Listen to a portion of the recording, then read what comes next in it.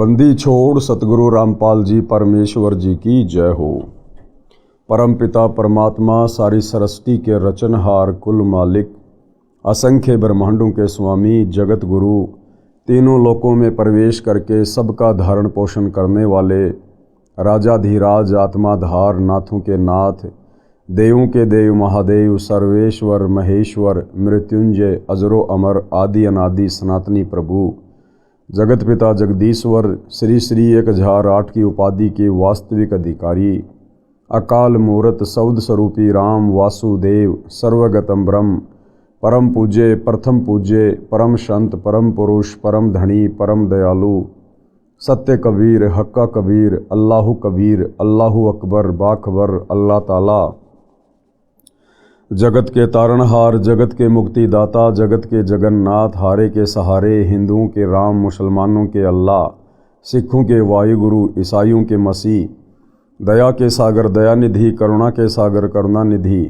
स्वयंभू परिभू संकट मोचन कष्टहरण मंगलकरण दुख भंजन अविगत कबीर निर्विकार निर्विषम परमात्मा अलय अलेख सतगुरु आदि अनादि सतगुरु असली मर्यादा पुरुषोत्तम असली राम असली कृष्ण असली घनश्याम असली मुरारी राजाओं के राजा महाराजाओं के महाराजा शहंशाहों के शहंशाह सम्राटों के सम्राट भगवानों के भगवान अल्लाहों के अल्लाह प्रभुओं के प्रभु मसीहाओं के मसीह सच्चे वाहिगुरु बाबाओं के बाबा पीरों के पीर सेठों के सेठ जगत सेठ सावलसा सेठ सर्वगुण संपन्न अनंत कोटि कलाओं के स्वामी अनंत कोटि ब्रह्मांडों के नायक योगियों में महायोगी ध्यानियों में महाध्यानी सिद्धों में परम सिद्ध ज्ञानियों में तत्वज्ञानी ब्रह्म ज्ञानी महाज्ञानी परम ज्ञानी सर्वश्रेष्ठ ज्ञानी विज्ञानी युवा कबीर समर्थ कबीर असमवात अमित ओजा सच्चे रहनुमा करीम अल्लाह सुभान अल्लाह दुनिया के अंतिम पैगंबर 8 सितंबर 1951 से गांव धनाना जिला सोनीपत हरियाणा भारतवर्ष की पावन भूमि पे प्रकट रियल कल की भगवान श्री नारायण साकार हरि श्री बाबा साहेब नूर अनंत परमात्मा सच्चे दरवेश सच्चे बाखबर संत श्रोमणी सतगुरु रामपाल जी परमेश्वर जी के चरण कमल में साध संगति से जुड़े हुए देश विदेश से आप और हम सभी सत्सेवक भाई बहनों का अनंत कोटि दंडवत प्रणाम। सत्साई भाई और बहनों, बहुत बड़ी दया बहुत बड़ी मेहर पूज्य गुरुदेव भगवान की परमेश्वर रामपाल जी की, जिनके शुभ आशीर्वाद से विशेष आशीर्वाद से उन्हीं के कर कमल से लिखित पवित्र पुस्तक हिंदू साहिबान नहीं समझे गीता वेद पुराण, इस पवित्र पुस्तक के ऊपर वीडियो बनाने की श्रृंखला जारी है। इसी श्रृंखला में आज हमारा ये चौथे नंबर का वीडियो है। प्रत्येक वीडियो में पूज्य गुरुदेव भगवान के आशीर्वाद से हिंदू समाज से जुड़े हुए भाई बहनों को अध्यात्म के विषय में भक्ति मार्ग के विषय में बहुत कुछ जानने और समझने को मिल रहा है।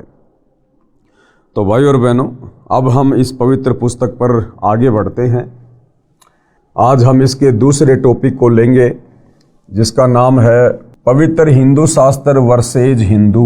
आज हमारा मुख्य विषय क्या है, यानी जो पवित्र हिंदू समाज है वो अपने पवित्र सदग्रंथों के अनुसार सतभक्ति कर रहा है या नहीं कर रहा है। हिंदू धर्म के पवित्र शास्त्र कौन कौन से हैं, उन पवित्र शास्त्रों में अध्यात्म के विषय में क्या लिखा हुआ है, भक्ति और भगवान के विषय में क्या दिशा निर्देश हैं, और हिंदू समाज उन शास्त्रों के अनुसार भक्ति कर रहा है या नहीं कर रहा है। हिंदू धर्म को सनातन धर्म तथा वैदिक धर्म भी कहा जाता है। पवित्र हिंदू धर्म के मुख्य शास्त्र।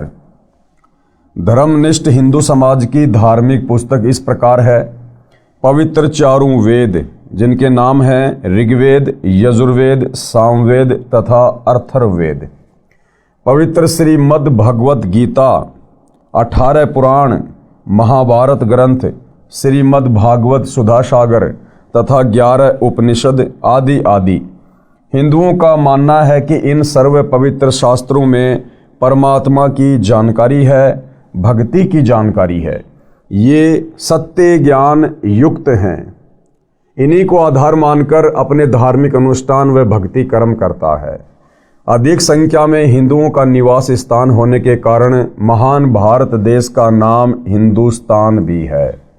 भारत में हिंदुओं की संख्या ज़्यादा होने के कारण इसे हिंदुस्तान कहा जाता है। पवित्र हिंदू यानी सनातन धर्म ग्रंथों की अच्छी बातें। अब हिंदू धर्म के जो मुख्य ग्रंथ हैं इनमें अध्यात्म के विषय में क्या क्या अच्छी अच्छी बातें हैं उसके ऊपर हम रोशनी डालेंगे। पवित्र गीता जी की अच्छी बातें, यानी पवित्र गीता जी में क्या क्या अच्छी बातें हैं। श्रीमद् भगवद गीता अध्याय 16 श्लोक 23-24 में कहा है कि गीता अध्याय 16 श्लोक 23, हे अर्जुन, जो व्यक्ति शास्त्र विधि को त्याग कर अपनी इच्छा से मनमाना आचरण करता है उसको न सुख प्राप्त होता है, न सिद्धि प्राप्त होती है तथा न उसकी गति यानी मुक्ति यानी मोक्ष प्राप्ति होती है। पवित्र गीता जी जो कि हिंदुओं का मुख्य शास्त्र है, गीता जी में गीता का ज्ञान देने वाला भगवान ये ब्रह्म कह रहा है कि हे अर्जुन, जो व्यक्ति शास्त्र विधि को त्याग कर, शास्त्र विधि क्या, जिस धर्म का व्यक्ति जिन शास्त्रों को सत्य मानता है उन शास्त्रों में भक्ति और भगवान के विषय में जो जानकारी है उसके अनुसार साधना ना करके, भक्ति ना करके यदि वो मनमाना आचरण करता है उसको कहते शास्त्र विधि को त्याग कर किया गया मनमाना आचरण। तो क्या कहा गया है कि जो व्यक्ति शास्त्र विधि को त्याग कर अपनी इच्छा से मनमाना आचरण करता है उसको न सुख प्राप्त होता है, न सिद्धि प्राप्त होती है तथा न उसकी गति यानी मुक्ति अर्थात उसका मोक्ष भी नहीं होता है। किनका? जो व्यक्ति अपने धर्म के धर्म ग्रंथों के विपरीत मनमानी साधना करता है। उसके बाद गीता अध्याय 16 श्लोक 24, इससे तेरे लिए अर्जुन कर्तव्य यानी जो साधना करनी चाहिए तथा अकर्तव्य यानी जो साधना कर्म नहीं करने चाहिए उनकी व्यवस्था में शास्त्र ही प्रमाण है, तू शास्त्रोक्त भक्ति कर। उसके बाद भाई और बहनों गीता अध्याय 16 श्लोक 24 में गीता बोलने वाला भगवान अर्जुन से क्या कह रहा है अध्यात्म को समझाते हुए कि इससे तेरे लिए अर्जुन जो कर्तव्य कर्म है और जो अकर्तव्य कर्म है, यानी कौन सी साधना करनी चाहिए और कौन सी साधना नहीं करनी चाहिए, उसके लिए केवल ये शास्त्र ही प्रमाण हैं। यानी किसी मनमुखी धर्मगुरु के कहने से या अपने हिसाब से मन कल्पित भक्ति कर्म करने से हमें कोई भी लाभ किसी भी प्रकार का अध्यात्म वाला नहीं होगा। इसलिए साधक ने कौन सी भक्ति करनी चाहिए, कौन सी भक्ति नहीं करनी चाहिए, कौन से मंत्र का जाप करना चाहिए, कौन से धर्म कर्म करने चाहिए, कौन सी यज्ञ करनी चाहिए, ये सारी बातें शास्त्रों में ही लिखी हुई हैं। और शास्त्रों के अनुसार यदि हम धर्म कर्म करेंगे, भक्ति करेंगे, जो कर्तव्य कर्म लिखे हुए हैं, तो हमें उस भक्ति का लाभ मिलेगा।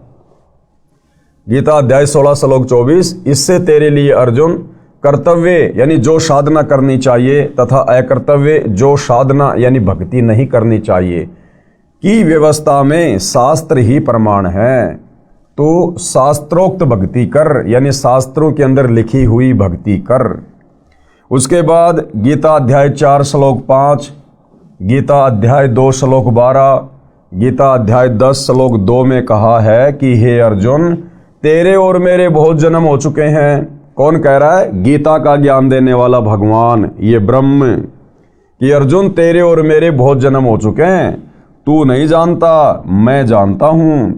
तू, मैं और ये राजा लोग जो महाभारत के युद्ध में लड़ाई करने के लिए खड़े हुए थे। तो गीता ज्ञान देने वाला भगवान ब्रह्म क्या कह रहा है कि अर्जुन तू और मैं यानी ब्रह्म और ये राजा लोग पहले भी जन्मे थे और आगे भी जन्मेंगे। यानी गीता ज्ञान देने वाला भगवान स्पष्ट कर रहा है कि अर्जुन तू भी जन्म मरण में, मैं भी जन्म मरण में, और इस महाभारत के युद्ध में जितने भी प्राणी हैं, सैनिक हैं, ये राजा है, ये भी जन्म और मरण में, तुम्हारे भी जन्म और मरण होते हैं और मैं भी जन्म और मरण में हूँ। कौन कह रहा है? गीता का ज्ञान देने वाला भगवान। हिंदू धर्म से जुड़े भाई बहन गीता ज्ञान दाता को सर्वश्रेष्ठ परमात्मा मानते हैं अपनी आदि अधूरी आध्यात्मिक जानकारी के चलते। कुछ कहते हैं कि श्री कृष्ण जी ने गीता जी का ज्ञान दिया। जब गहराई में जाएंगे तो पता चलेगा कि श्री कृष्ण जी के शरीर में प्रेत की तरह प्रवेश करके इस काल ब्रह्म ने, जो ब्रह्मा विष्णु महेश का पिता है, दुर्गा का पति है, इसने गीता का ज्ञान दिया। तो भाइयों और बहनों, आप जिसको भी मानते हैं वो स्वयं स्पष्ट कर रहा है अर्जुन को ज्ञान सुनाते समय कि भाई तेरे और मेरे बहुत जन्म हो चुके हैं, तू नहीं जानता, मैं जानता हूं। यानी गीता का ज्ञान देने वाला भगवान भी जन्म और मरण में है। उसके पास पूर्ण मुक्ति का साधन नहीं है, रास्ता नहीं है। अगर होता तो सबसे पहले वो अपने जन्म और मरण को समाप्त करता। तो जो गीता ज्ञान देने वाला भगवान स्वयं जन्म और मरण में है, तो भला उसकी भक्ति करने से हम साधकों का जन्म और मरण का ये भयंकर रोग भला कैसे समाप्त हो सकता है। अर्थात गीता का ज्ञान देने वाला भगवान कंप्लीट भगवान नहीं है। आगे क्या कह रहा है गीता ज्ञान दाता? मेरी उत्पत्ति को यानी मेरे जन्म लेने की प्रक्रिया को ऋषिजन व देवतागण नहीं जानते। क्यों नहीं जानते? क्योंकि ये ऋषिजन और देवतागण ये सारे इस ब्रह्म से उत्पन्न हैं, इस ब्रह्म के अंडर में हैं, इस ब्रह्म के कंट्रोल में हैं। इसलिए ये ऋषिगण और ये देवतागण उस ब्रह्म के विषय में भली भांति नहीं जानते हैं। मेरी उत्पत्ति को ऋषिजन व देवतागण नहीं जानते क्योंकि ये मेरे से उत्पन्न हुए हैं। स्पष्ट है कि गीता ज्ञान कहने वाला नाशवान है।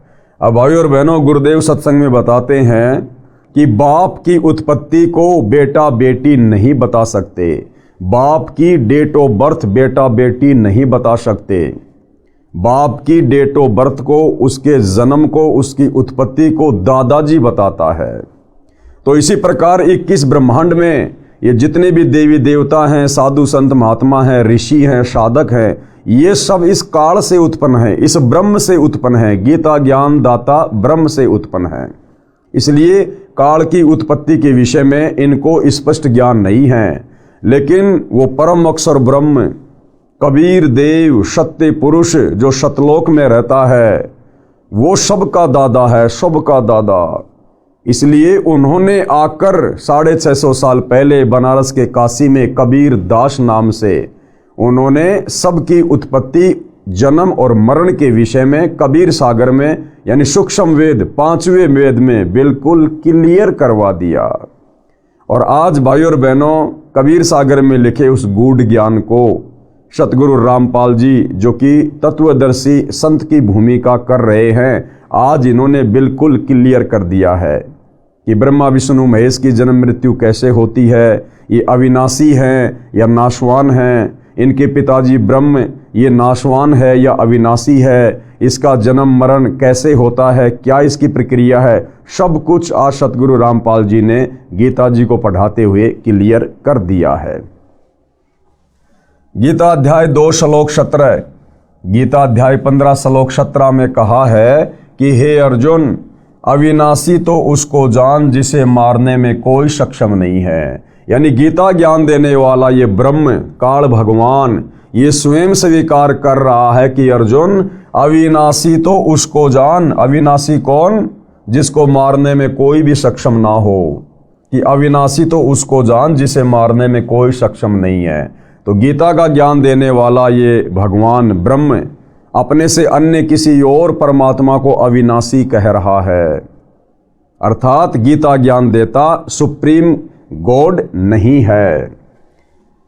हे अर्जुन, अविनाशी तो उसको जान जिसे मारने में कोई सक्षम नहीं है, जिससे सारा संसार व्याप्त है। यानी जिस परम अक्षर ब्रह्म ने, अविनाशी कबीर ने सारी सृष्टि को रचा है, यानी जिसने संसार की उत्पत्ति की है, जो तीनों लोकों में प्रवेश करके सबका धारण पोषण करता है, परमात्मा कहा जाता है। यानी असल में तो परमात्मा वो है जो तीनों लोकों में प्रवेश करके सबका धारण पोषण करता है।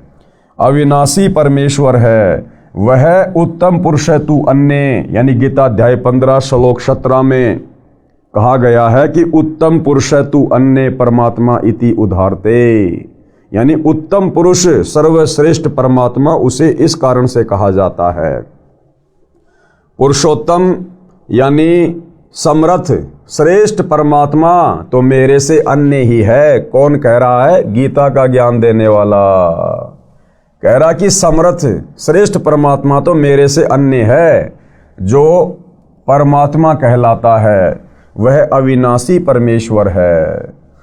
गीता अध्याय 18 श्लोक 62 में गीता ज्ञान देने वाले ने कहा है कि हे भारत यानी हे अर्जुन, तू सर्वभाव से, सर्वभाव का मतलब है तन मन धन से, मन कर्म वचन से केवल एक इष्ट की पूजा करना, एक परमेश्वर की पूजा करना, किसी अन्य का शौपन में भी भाव पैदा ना करना, उसको कहते हैं सर्वभाव। कि हे अर्जुन, तू सर्वभाव से उस परमेश्वर यानी परम अक्षर ब्रह्म की शरण में जा। गीता ज्ञानदाता ने ये बात कहकर गीता अध्याय 18 श्लोक 62 में कि हे भारत, हे अर्जुन, तू सर्वभाव से उस परमेश्वर की शरण में जा, अर्थात तू मेरी भक्ति को भी छोड़ दे। यानी गीता ज्ञान देने वाले ब्रह्म ने अपनी भक्ति के विषय में भी अर्जुन को कह दिया कि तू मेरी भक्ति भी छोड़ दे और तू सर्वभाव से उस परम अक्षर ब्रह्म की शरण में जा, उस सत्य पुरुष की शरण में जा। तब तेरी पूर्ण मुक्ति होगी, तेरा पूर्ण मोक्ष होगा, जन्म और मरण से तेरा सदा के लिए छुटकारा होगा। तो विशेषकर हिंदू समाज से जुड़े भाई बहनों को विचार करना चाहिए कि हम जिस गीता ज्ञान देने वाले भगवान को सर्वश्रेष्ठ भगवान मानकर पूज रहे हैं, और भाई और बहनों 99% हिंदू समाज तो केवल श्री कृष्ण जी को ही गीता का ज्ञान देने वाला भगवान मानता है, जबकि असल में गीता का ज्ञान देने वाला श्री कृष्ण नहीं। श्री कृष्ण के तो मात्र शरीर को प्रयोग में लिया गया, खड़ा श्री कृष्ण दिखाई दे रहा था, लेकिन शक्ति काल ब्रह्म की काम कर रही थी। वो प्रेत की तरह श्री कृष्ण जी के शरीर को यूज करते हुए गीता जी का ज्ञान बोल रहा था। तो गीता ज्ञान देने वाले भगवान ने भी क्लियर कर दिया कि भाई अर्जुन, मेरी भी भक्ति छोड़ दे, मेरी भक्ति से भी पूर्ण मुक्ति नहीं है। अगर तुझे पूर्ण मोक्ष चाहिए तो सर्वभाव से, मन कर्म वचन से उस परम अक्षर ब्रह्म की शरण में जा। और उसकी शरण में कैसे जाया जाएगा? गीता अध्याय 4 श्लोक 34 में कहा है कि उसके लिए तू तत्वदर्शी संत की शरण में जा, और जैसा वो तत्वदर्शी संत तुझे अध्यात्म के विषय में उपदेश दे, उनके वचन में रहकर, उनकी मर्यादाओं में रहकर भक्ति कर, तब तुझे इस 21 ब्रह्मांड से पूर्ण मुक्ति मिलेगी। गीता अध्याय 18 श्लोक 62 में गीता ज्ञान देने वाले ने कहा है कि हे भारत, तू सर्वभाव से उस परमेश्वर यानी परम अक्षर ब्रह्म की शरण में जा। उसकी कृपा से परम शांति को तथा शाश्वतम स्थानम अर्थात सनातन परम धाम यानी अविनाशी लोक, कौन सा? सत्य लोक को प्राप्त होगा। भाई और बहनों, परम शांति उसी समय हो सकती है जब हमारा जन्म और मरण का झंझट समाप्त हो जाए। यदि हम जन्म और मरण में हैं, हमें कभी सौपन में भी 21 ब्रह्मांड में इस काल के लोक में परम शांति नहीं हो सकती है। जिस परमेश्वर की शरण में जाने को कहा है उसके विषय में गीता अध्याय 8 श्लोक 1, 3, 8, 9, 10, 20, 22, गीता अध्याय 15 श्लोक 17 में इस प्रकार कहा है। क्या कहा है? अर्जुन ने गीता अध्याय 8 श्लोक 1 में प्रश्न किया कि आपने गीता अध्याय 7 श्लोक 29 में जिस तत्व ब्रह्म के विषय में कहा है वह तत्व ब्रह्म क्या है? यानी गीता ज्ञान देने वाले काल ब्रह्म ने अर्जुन से गीता अध्याय 7 श्लोक नंबर 29 में अपने से अन्य किसी दूसरे परमात्मा की, भगवान की, तत्व ब्रह्म की बात कही थी। तो अर्जुन पूछता है कि वो तत्व ब्रह्म क्या है, मुझे उसके विषय में जानकारी दे कि वो तत्व ब्रह्म क्या है। अर्जुन ने गीता अध्याय 8 श्लोक 1 में प्रश्न किया कि आपने गीता अध्याय 7 श्लोक 29 में जिस तत्व ब्रह्म के विषय में कहा है वह तत्व ब्रह्म क्या है, यानी सर्वश्रेष्ठ परमात्मा क्या है। तो गीता अध्याय 8 श्लोक 3 में गीता ज्ञान देने वाले भगवान ने उत्तर दिया कि वह परम अक्षर ब्रह्म है। कौन है? वह परम अक्षर ब्रह्म यानी सत्य पुरुष कबीर देव है। उसी के विषय में श्लोक 8, 9, 10, 20 व 22 में कहा है कि जो तत्व ब्रह्म यानी परम अक्षर ब्रह्म की भक्ति करता है वह उसी को प्राप्त होता है। जो तत्व ब्रह्म की भक्ति करता है वो अंत समय में शरीर छोड़ने के बाद उसी को प्राप्त होता है, उसी के लोक में जाता है, सत्य लोक में। वह उत्तम पुरुष है तू अन्य, यानी पुरुषोत्तम तो मेरे से अन्य है। गीता अध्याय 15 श्लोक नंबर 17 में गीता का ज्ञान देने वाला भगवान अपने से अन्य सर्वश्रेष्ठ परमात्मा के विषय में कह रहा है कि उत्तम पुरुष तू अन्य परमात्मा इति उदाहरत ये लोक तरम अवश्य विभर्ति अवय ईश्वर है। कि वास्तव में परमात्मा कहने के लायक तो वही है। पुरुषोत्तम तो मेरे से अन्य है, वह परमात्मा कहा जाता है, यानी वास्तव में उसी को परमात्मा कहा जा सकता है। भगवान कहलाने के योग्य वही है जो तीनों लोकों में प्रवेश करके सबका धारण पोषण करता है, यानी पूरी सृष्टि के जीवों का जो धारण पोषण करता है वास्तव में वही पुरुषोत्तम कहलाने के योग्य है। अविनाशी परमेश्वर है, यानी कभी उसका विनाश नहीं होता है।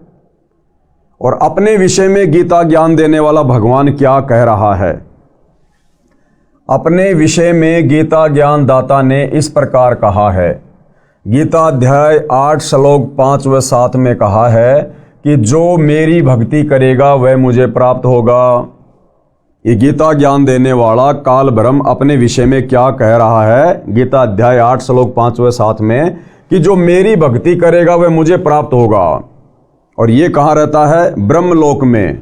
और ब्रह्मलोक भी विनाश में आता है। ब्रह्मलोक में गए प्राणी का भी जन्म और मरण समाप्त नहीं होता है। जब इस ब्रह्म का ही जन्म मरण समाप्त नहीं है तो इसकी भक्ति करके ब्रह्मलोक में जाने वाले का भला कैसे जन्म और मरण का रोग समाप्त हो सकता है?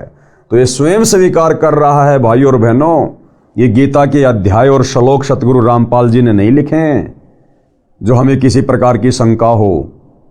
5,500 वर्ष पहले महाभारत के समय कुरुक्षेत्र के मैदान में ये गीता जी का ज्ञान बोला गया था। महर्षि वेद व्यास जी ने इसको लिखा है, लिपिबद्ध किया है। और हमारे आचार्य शंकराचार्य धर्मगुरु वर्षों से इसको पढ़ते आ रहे हैं, समाज को पढ़ाते आ रहे हैं। लेकिन इनमें क्या सच्चाई लिखी हुई थी आज तक ना हमारे धर्मगुरु समझ पाए थे और ना आम समाज में वो इस सच्चाई को बता पाए, जिस कारण से पूरा हिंदू समाज भक्ति और भगवान के नाम पर भ्रमित होकर और गीता अध्याय 16 श्लोक नंबर 23 और 24 के अनुसार मनमानी साधना कर रहा है, मनमाना आचरण कर रहा है। जिस मनमानी साधना को करने के चलते साधक को ना कोई सुख हो सकता, ना कोई सिद्धि प्राप्त हो सकती है और ना उसकी मुक्ति हो सकती है। अपने विषय में गीता ज्ञान देने वाले ने इस प्रकार कहा है। गीता अध्याय 8 श्लोक 5 व 7 में कहा है कि जो मेरी भक्ति करेगा वह मुझे प्राप्त होगा। युद्ध भी कर, मेरा सुमरण भी कर, यानी कार्य भी कर और मेरी भक्ति भी कर। गीता ज्ञान देने वाले ने गीता अध्याय 2 श्लोक 12, गीता अध्याय 4 श्लोक 5, गीता अध्याय 10 श्लोक 2 में अपनी स्थिति बताई है कि तू, मैं और ये राजा लोग सब जन्म व मृत्यु को प्राप्त होते हैं। यानी उस उत्तम पुरुष के अलावा, उस पुरुषोत्तम के अलावा, उस तत्व ब्रह्म के अलावा, उस परम अक्षर ब्रह्म के अलावा, उस अविनाशी कबीर के अलावा इस सृष्टि में कोई भी अविनाशी नहीं है। सब जन्म और मरण में हैं। तेरे व मेरे अनेकों जन्म हो चुके हैं। स्पष्ट है कि गीता ज्ञान कहने वाला नाशवान भगवान है, अविनाशी नहीं है, जिसको हिंदू समाज परमात्मा मान के पूज रहा है नादानी में। आगे भाई और बहनों, ये पवित्र ग्रंथ हमें क्या शिक्षा दे रहा है? गीता शास्त्र में पितृ व भूत पूजा, देवताओं की पूजा निषेध करी गई है। यानी पवित्र गीता जी में भूत पूजा यानी ये श्राद्ध निकालना, हम अपने पूर्वजों के जो श्राद्ध निकालते हैं या निकाला करते थे, ये श्राद्ध निकालना भूत पूजा में आता है। क्योंकि हमारे पूर्वज शास्त्र विरुद्ध साधना करने के चलते मरने के बाद में वो भूत योनि को प्राप्त हो गए, और पीछे से हमारे धर्म गुरुओं ने उनके श्राद्ध निकलवा कर और पाखंड पूजा शुरू करवा दी। तो हमारे पूर्वज शास्त्र विधि को त्याग के मनमाना आचरण करने के चलते भूत बने हुए हैं, और हमसे हमारे धर्म गुरु उनकी पूजा करवा कर, उनके श्राद्ध निकलवा कर हमें भी भूत की योनि में जाने के लिए तैयार कर रहे हैं। लेकिन भाइयों और बहनों, धन्यवाद करो सतगुरु रामपाल जी परमेश्वर जी का, जिन्होंने समय पर आकर हम आत्माओं को संभाल लिया, हमारे को सत्य साधना देकर और नरक में जाने से, भूत योनि प्राप्त होने से, पितृ योनि में जाने से उन्होंने हमें बचा लिया, और आज उन्होंने हमें शास्त्र अनुकूल सत्य साधना दे दी, जिससे हमारी आत्मा का कल्याण होगा। गीता शास्त्र में पितर व भूत पूजा, देवताओं की पूजा निषेध कही है। व्रत करना व्यर्थ कहा गया है। कर्म संन्यास गलत कहा है। कर्म करते करते भक्ति करना उत्तम बताया है। इसका प्रमाण कहाँ है? गीता अध्याय 9 श्लोक 25, गीता अध्याय 7 श्लोक 12, 15, 20 व 23, गीता अध्याय 6 श्लोक 16, गीता अध्याय 5 श्लोक 2 व 6, गीता अध्याय 3 श्लोक 4 व 9 में देवताओं की पूजा करना, पितरों की पूजा करना, श्राद्ध निकालना, भूतों की पूजा करना, ये गीता जी में स्पष्ट रूप से मना किया गया है। और उसके बावजूद भी हम लोग हमारे भ्रमित धर्मगुरुओं के कहने से, संत महंतों के कहने से हम पवित्र ग्रंथ गीता जी के विपरीत साधना कर रहे हैं। तो भाइयों और बहनों, हमारा अंत क्या होगा, कैसा होगा, और हमें कौन सी गति प्राप्त होगी शास्त्र विरुद्ध साधना करने के चलते, अब आप धीरे धीरे इन बातों को समझ रहे होंगे। उसके बाद भाइयों और बहनों, हिंदुओं के जो पवित्र वेद हैं, उन वेदों में अध्यात्म के विषय में, भक्ति मार्ग के विषय में क्या क्या अच्छी बातें हैं, उनके ऊपर भी गुरुदेव भगवान प्रकाश डाल रहे हैं अपने कर कमल से इस पवित्र पुस्तक में। पवित्र वेदों की अच्छी बातें। परमात्मा सबसे ऊपर के लोक में विराजमान है, यानी बैठा है। हमारे वेद गवाही दे रहे हैं कि परमात्मा साकार है, मनुष्य के जैसा है, और परमात्मा ऊपर सतलोक में तख्त पर, सिंहासन पर विराजमान है। और हमारे भ्रमित धर्मगुरुओं ने तत्व ज्ञान के अभाव में हमें केवल परमात्मा के विषय में यही बताया कि परमात्मा निराकार है, परमात्मा साकार नहीं है, परमात्मा दिखाई नहीं देता है। क्यों? क्योंकि भाइयों और बहनों, हमारे भ्रमित धर्म गुरु सदियों से शास्त्र विधि को त्याग कर मनमानी साधना करते हुए आ रहे हैं, और उस मनमानी साधना के करने के चलते उन्हें वो उपलब्धि प्राप्त नहीं हुई जिससे उनकी दिव्य दृष्टि खुलती, या उनका ज्ञान योग खुलता, या उन्हें वेदों और गीता में लिखे हुए सत्य ज्ञान के सार का पता चलता। तो जब हमारे धर्मगुरु खुद ही भक्ति और भगवान को लेकर भ्रमित थे, तो बोला हमें वो कहाँ से हमारे पवित्र सदग्रंथों में लिखी गई अच्छी अच्छी बातों की जानकारी देते। लेकिन वर्तमान में हमारा परम सौभाग्य जो सतगुरु रामपाल जी के आशीर्वाद से हमें ये सत्य जानकारी प्राप्त हो रही है। पवित्र वेदों की अच्छी बातें। परमात्मा सबसे ऊपर के लोक में विराजमान है, यानी बैठा है। वह राजा के समान दिखाई देता है। अब राजा कैसा होता है भाइयों और बहनों? राजा इंसान होता है, तो परमात्मा भी हमारे जैसा है, क्योंकि हम उस परमात्मा के बच्चे हैं, उसके अंश हैं। उस परमेश्वर ने हम सबको उत्पन्न किया है। वो परमात्मा हमारे जैसा, हम उस परमात्मा के जैसे, यानी हम साकार हैं, वो परमात्मा भी साकार है।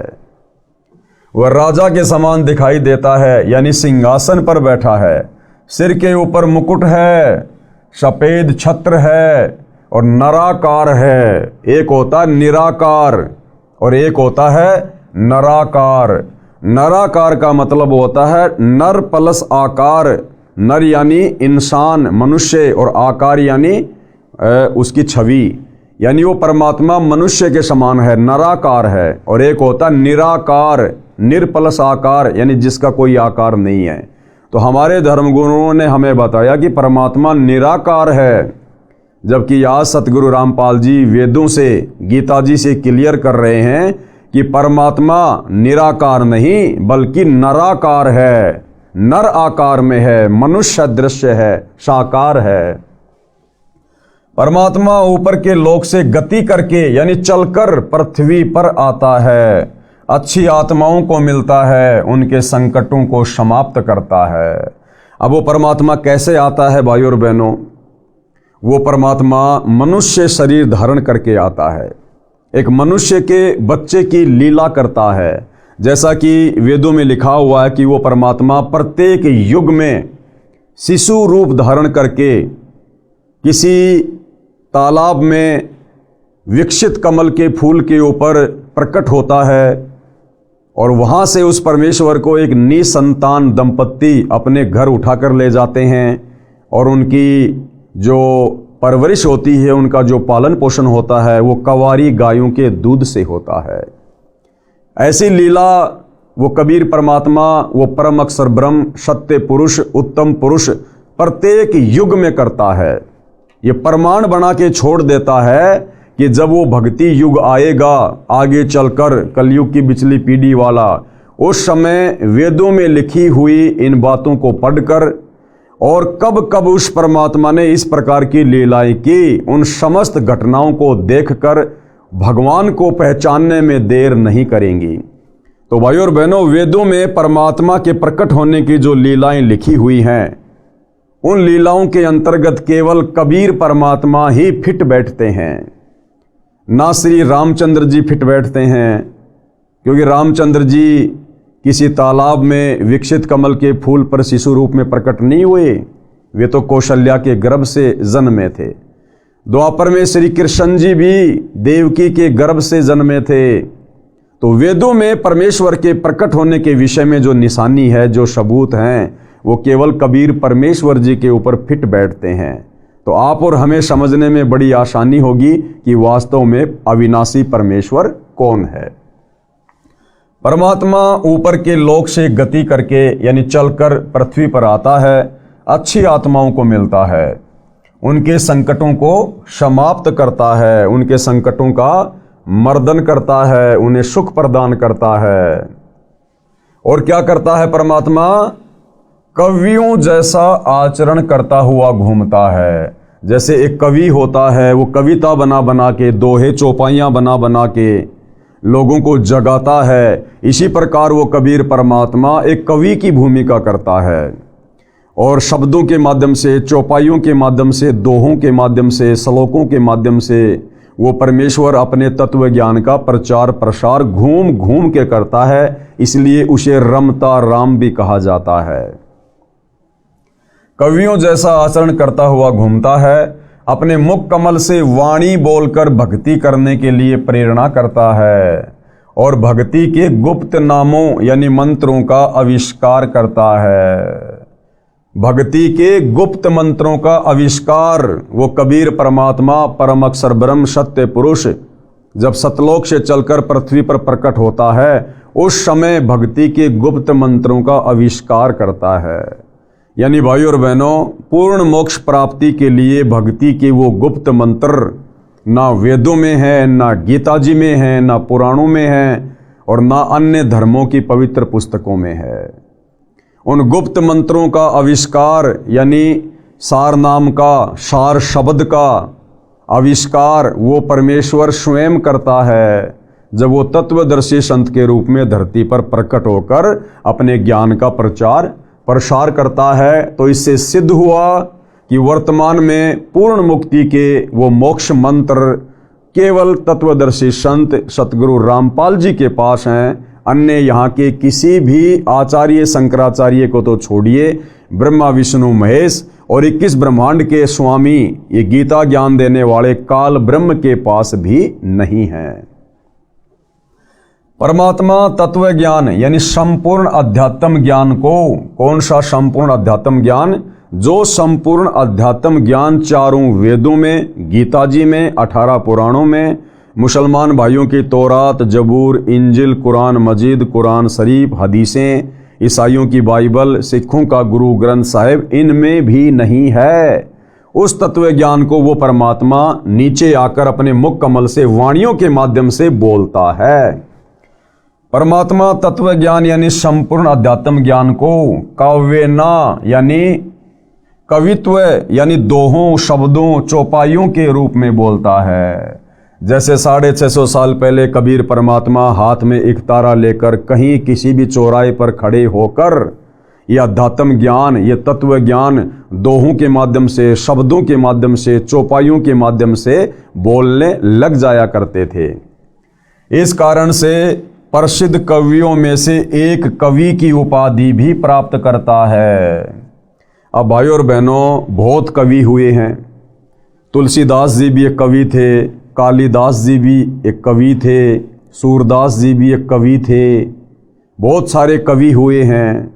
लेकिन किसी भी कवि का कोई शिष्य आपको सुनने और देखने को नहीं मिलेगा।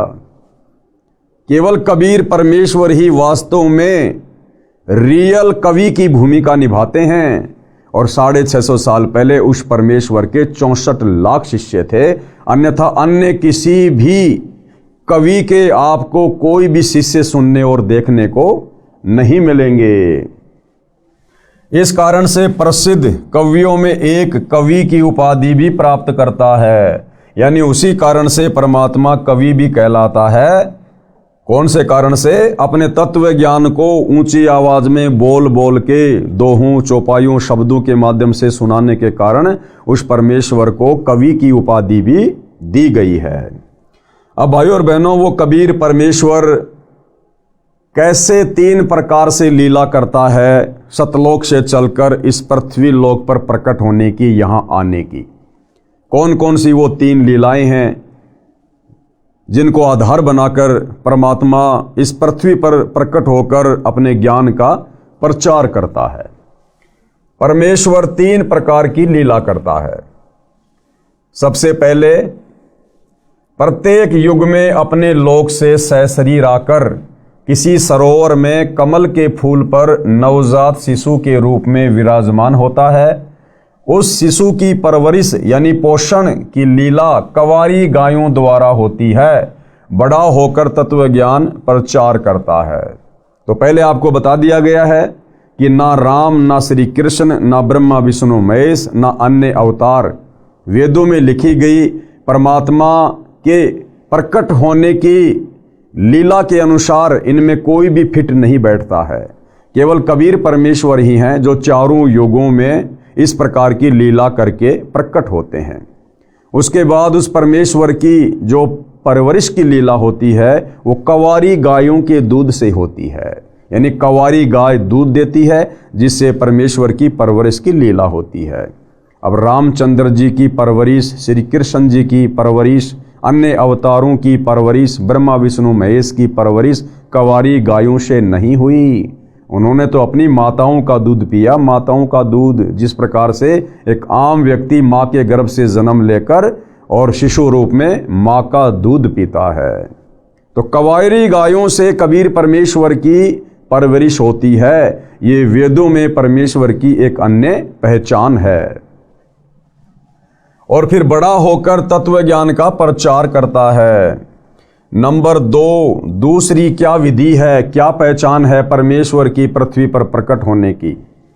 परमात्मा कभी भी किसी स्थान पर प्रकट होकर भक्तों को वेश बदल कर मिलता है, उनकी रक्षा करता है, भक्ति का सच्चा मार्ग बताता है।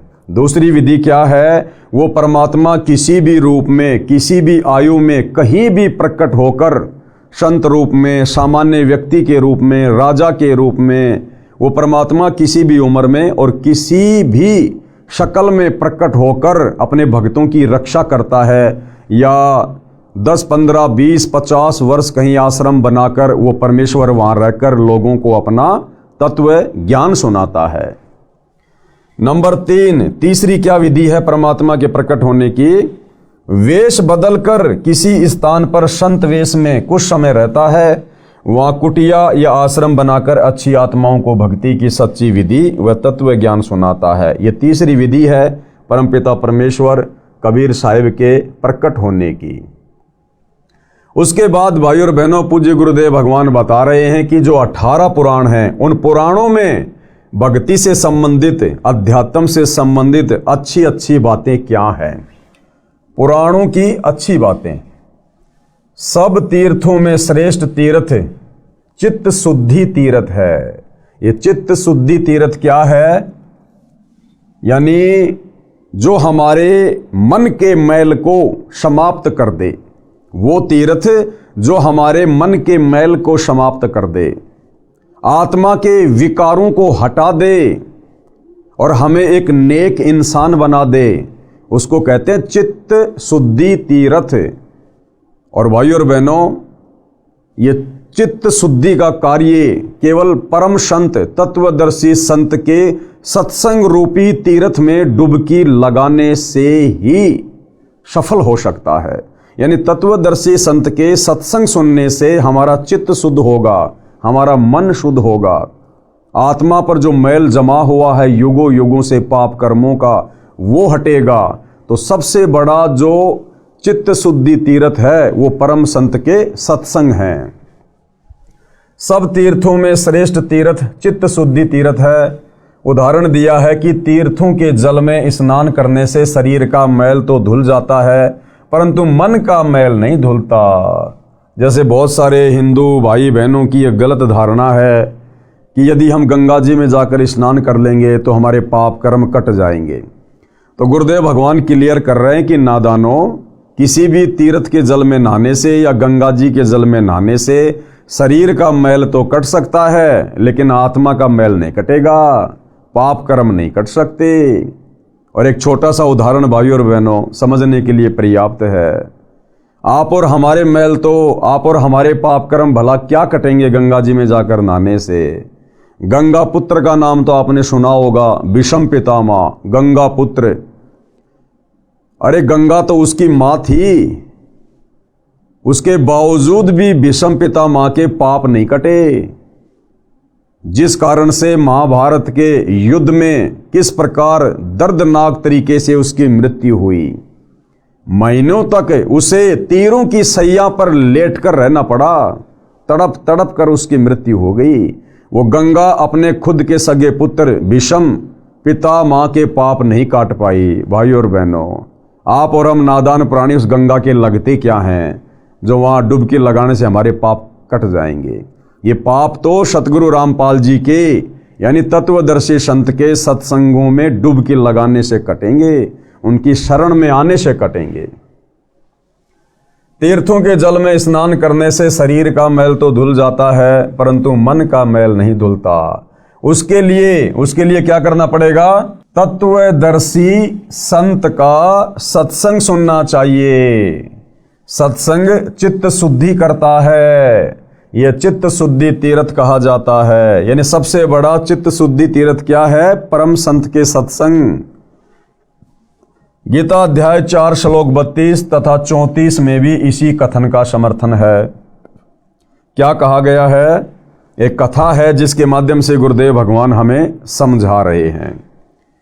एक समय ऋषि वशिष्ठ जी तथा ऋषि विश्वामित्र जी गंगा दरिया के किनारे आश्रमों में रहा करते थे।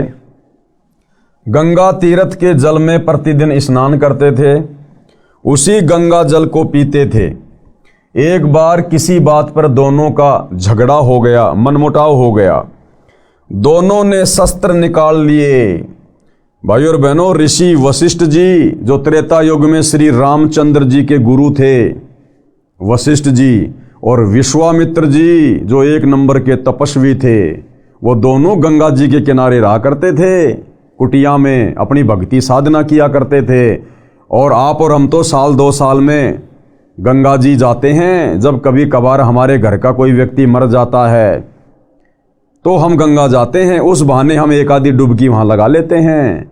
जबकि विश्वामित्र जी और वशिष्ठ जी तो रोजाना प्रतिदिन दिन में 2-2 बार स्नान किया करते थे गंगा जी में।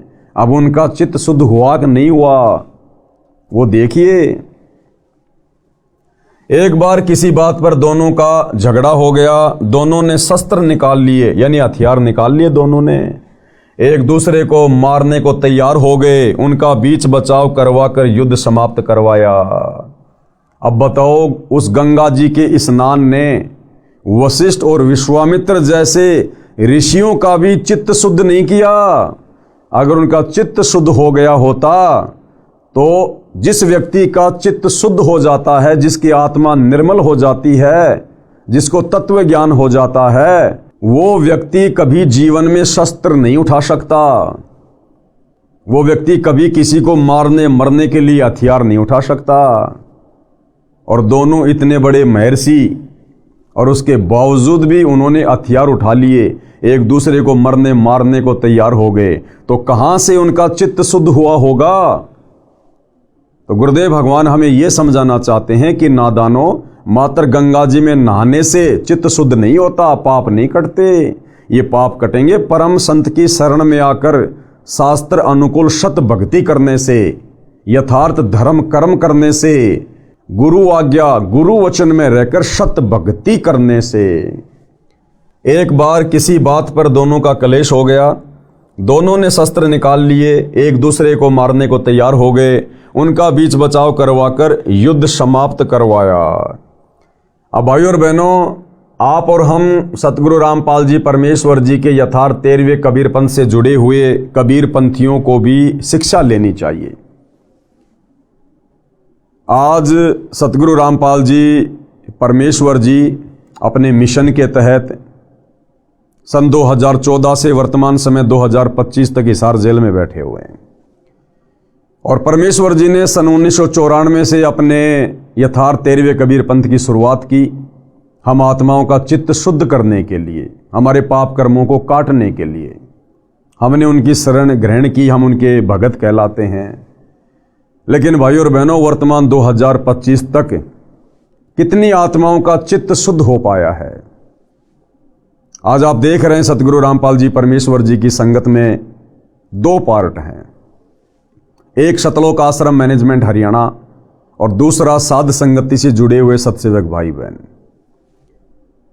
आज केवल साध संगति से जुड़े सत्सेवक भाई बहनों का ही चित्त शुद्ध हो पाया है, क्योंकि हमने परम संत के सत्संगों को चित्त शुद्धि की दृष्टि से सुना है, समझा है और उन पर अमल किया है। तो गुरु ने हमारे ऊपर आशीर्वाद बख्शा, गुरु हमारे ऊपर प्रसन्न हुए, उन्होंने अपना आशीर्वाद दिया, अपनी दया बख्शी, तो आज हमारा चित्त शुद्ध हुआ। लेकिन दूसरी तरफ सतलोक आश्रमों से जुड़े हुए भाई बहन, पूज्य गुरुदेव जी का कलयुगी परिवार, ये परमेश्वर के चित्त शुद्धि सत्संग में डुबकी लगाने के बावजूद भी उनको ना पहचान कर, अपने जैसा मानुष मानकर, उनमें तरह तरह के दोष देखकर आज भी ये आत्माएं उस चित्त शुद्धिकरण से कोसों दूर है। और किस प्रकार से सतलोक आश्रमों से जुड़े भाई बहन, गुरुदेव का कलयुगी परिवार बात बात पर साध संगति से जुड़े भगत भाई बहनों के साथ में झगड़ा करता है, घरों में घुसकर हथियार उठाकर उन्हें मारता है। तो भाई और बहनों, ये चित्त शुद्धिकरण सतगुरु रामपाल जी परमेश्वर जी के मार्ग में, उनके पंथ में केवल साध संगति से जुड़ी हुई आत्माओं का ही हो पाया है। सूक्ष्म वेद में कहा है कि कबीर गंगा काठे घर करे, गंगा काठे यानी गंगा के किनारे चाहे घर बना लो और पीवे निर्मल नीर, और चाहे सुबह शाम रोजाना गंगा जी का पानी पियो, और मुक्ति नहीं सतनाम बिन कहे सच कबीर। भाई चाहे गंगा जी के किनारे महल बना लो, झोपड़ी डाल लो और रोजाना गंगा जी का निर्मल जल पियो। अगर आपने सच्चे सतगुरु तत्वदर्शी संत से वो 2 अक्षर का शतनाम शत भक्ति मंत्र प्राप्त नहीं किया और उस तत्वदर्शी संत के बताए अनुसार मर्यादा में रहकर साधना नहीं की, तो कबीर परमात्मा कहते हैं कि चाहे तू लाख जन्म गंगा जी का जल पीते रहना और गंगा जी के किनारे जाके बस जाना, तेरी मुक्ति नहीं हो सकती। गरीब गंगा काठे घर करे पीवे निर्मल नीर, और मुक्ति नहीं सतनाम बिन कहे सत्य कबीर। कबीर तीर्थ कर कर जग मुआ, ये तीर्थों पे जा जाके दुनिया मर गई, भूत बन गई, नरक में जागिरी। तीर्थ कर कर जग मुआ, उड़े पानी नहाए, उन तीर्थों के पानी में नहा नहा के। और सत्य नाम जपा नहीं, काल घसीटे जाए। बिना सत्य नाम के जाप के अंत में उन तीर्थों पर जाकर स्नान करने वालों को भी काल ही घसीटता है, लक 84 में डालता है, नरक में डालता है। अब गुरुदेव भगवान इस चौपाई का अर्थ कर रहे हैं, अर्थात गंगा नदी के किनारे निवास करें, मोक्षदायिनी मानकर तथा गंगा का निर्मल पानी पीते हैं, परंतु भक्ति के सत्य शास्त्र प्रमाणित नाम बिना मोक्ष संभव नहीं है। शास्त्रों में भक्ति का जो सत मंत्र है, उसके सुमरण किए बिना, उसके जाप किए बिना सच्चे सतगुरु से लेकर भाई मुक्ति संभव नहीं है, व्यर्थ प्रयत्न है। उसके बाद गुरुदेव भगवान हमें क्या बताते हैं? कबीर परमेश्वर जी आगे बताते हैं कि भ्रमित ज्ञान के आधार से, कौन से ज्ञान के आधार से? भ्रमित ज्ञान के आधार से संसार के व्यक्ति तीर्थों पर जाते हैं, आजीवन ये साधना करते हैं, जब मृत्यु हो जाती है तो उनको राहत उस साधना से नहीं मिलती। आप देखते हो भाई और बहनों, ऐसे अच्छे अच्छे भगत, अच्छे अच्छे साधक जो शास्त्र विधि को त्याग के मनमानी साधना करते हैं, पूजा पाठ करते हैं बहुत ज़्यादा, और अंत में उनकी ऐसी दुर्गति से मृत्यु होती है, कोई उनकी टेक केयर करने वाला भी नहीं होता, हॉस्पिटलों में सड़ सड़ के मरते हैं। तो गुरुदेव भगवान कह रहे हैं कि सतनाम के जाप बिना और सच्चे सतगुरु की शरण में आकर भक्ति किए बिना भैया आप चाहे कितने भी यत्न और प्रयत्न कर लेना, मुक्ति नहीं है, दुर्गति पीछा नहीं छोड़ सकती। आजीवन ये साधना करते हैं, जब मृत्यु हो जाती है तो उनको राहत उस साधना से नहीं मिलती। काल के दूत उनको बलपूर्वक यानी जबरदस्ती घसीट कर खींच कर ले जाते हैं और दंडित करते हैं। कर्म कांड करना, पितृ पूजा, श्राद्ध निकालना, भूत पूजा, मूर्ति पूजा वेद विरुद्ध है। ये जितनी भी साधनाएं हैं भाई और बहनों, ये कर्म कांड, कौन से कर्म कांड?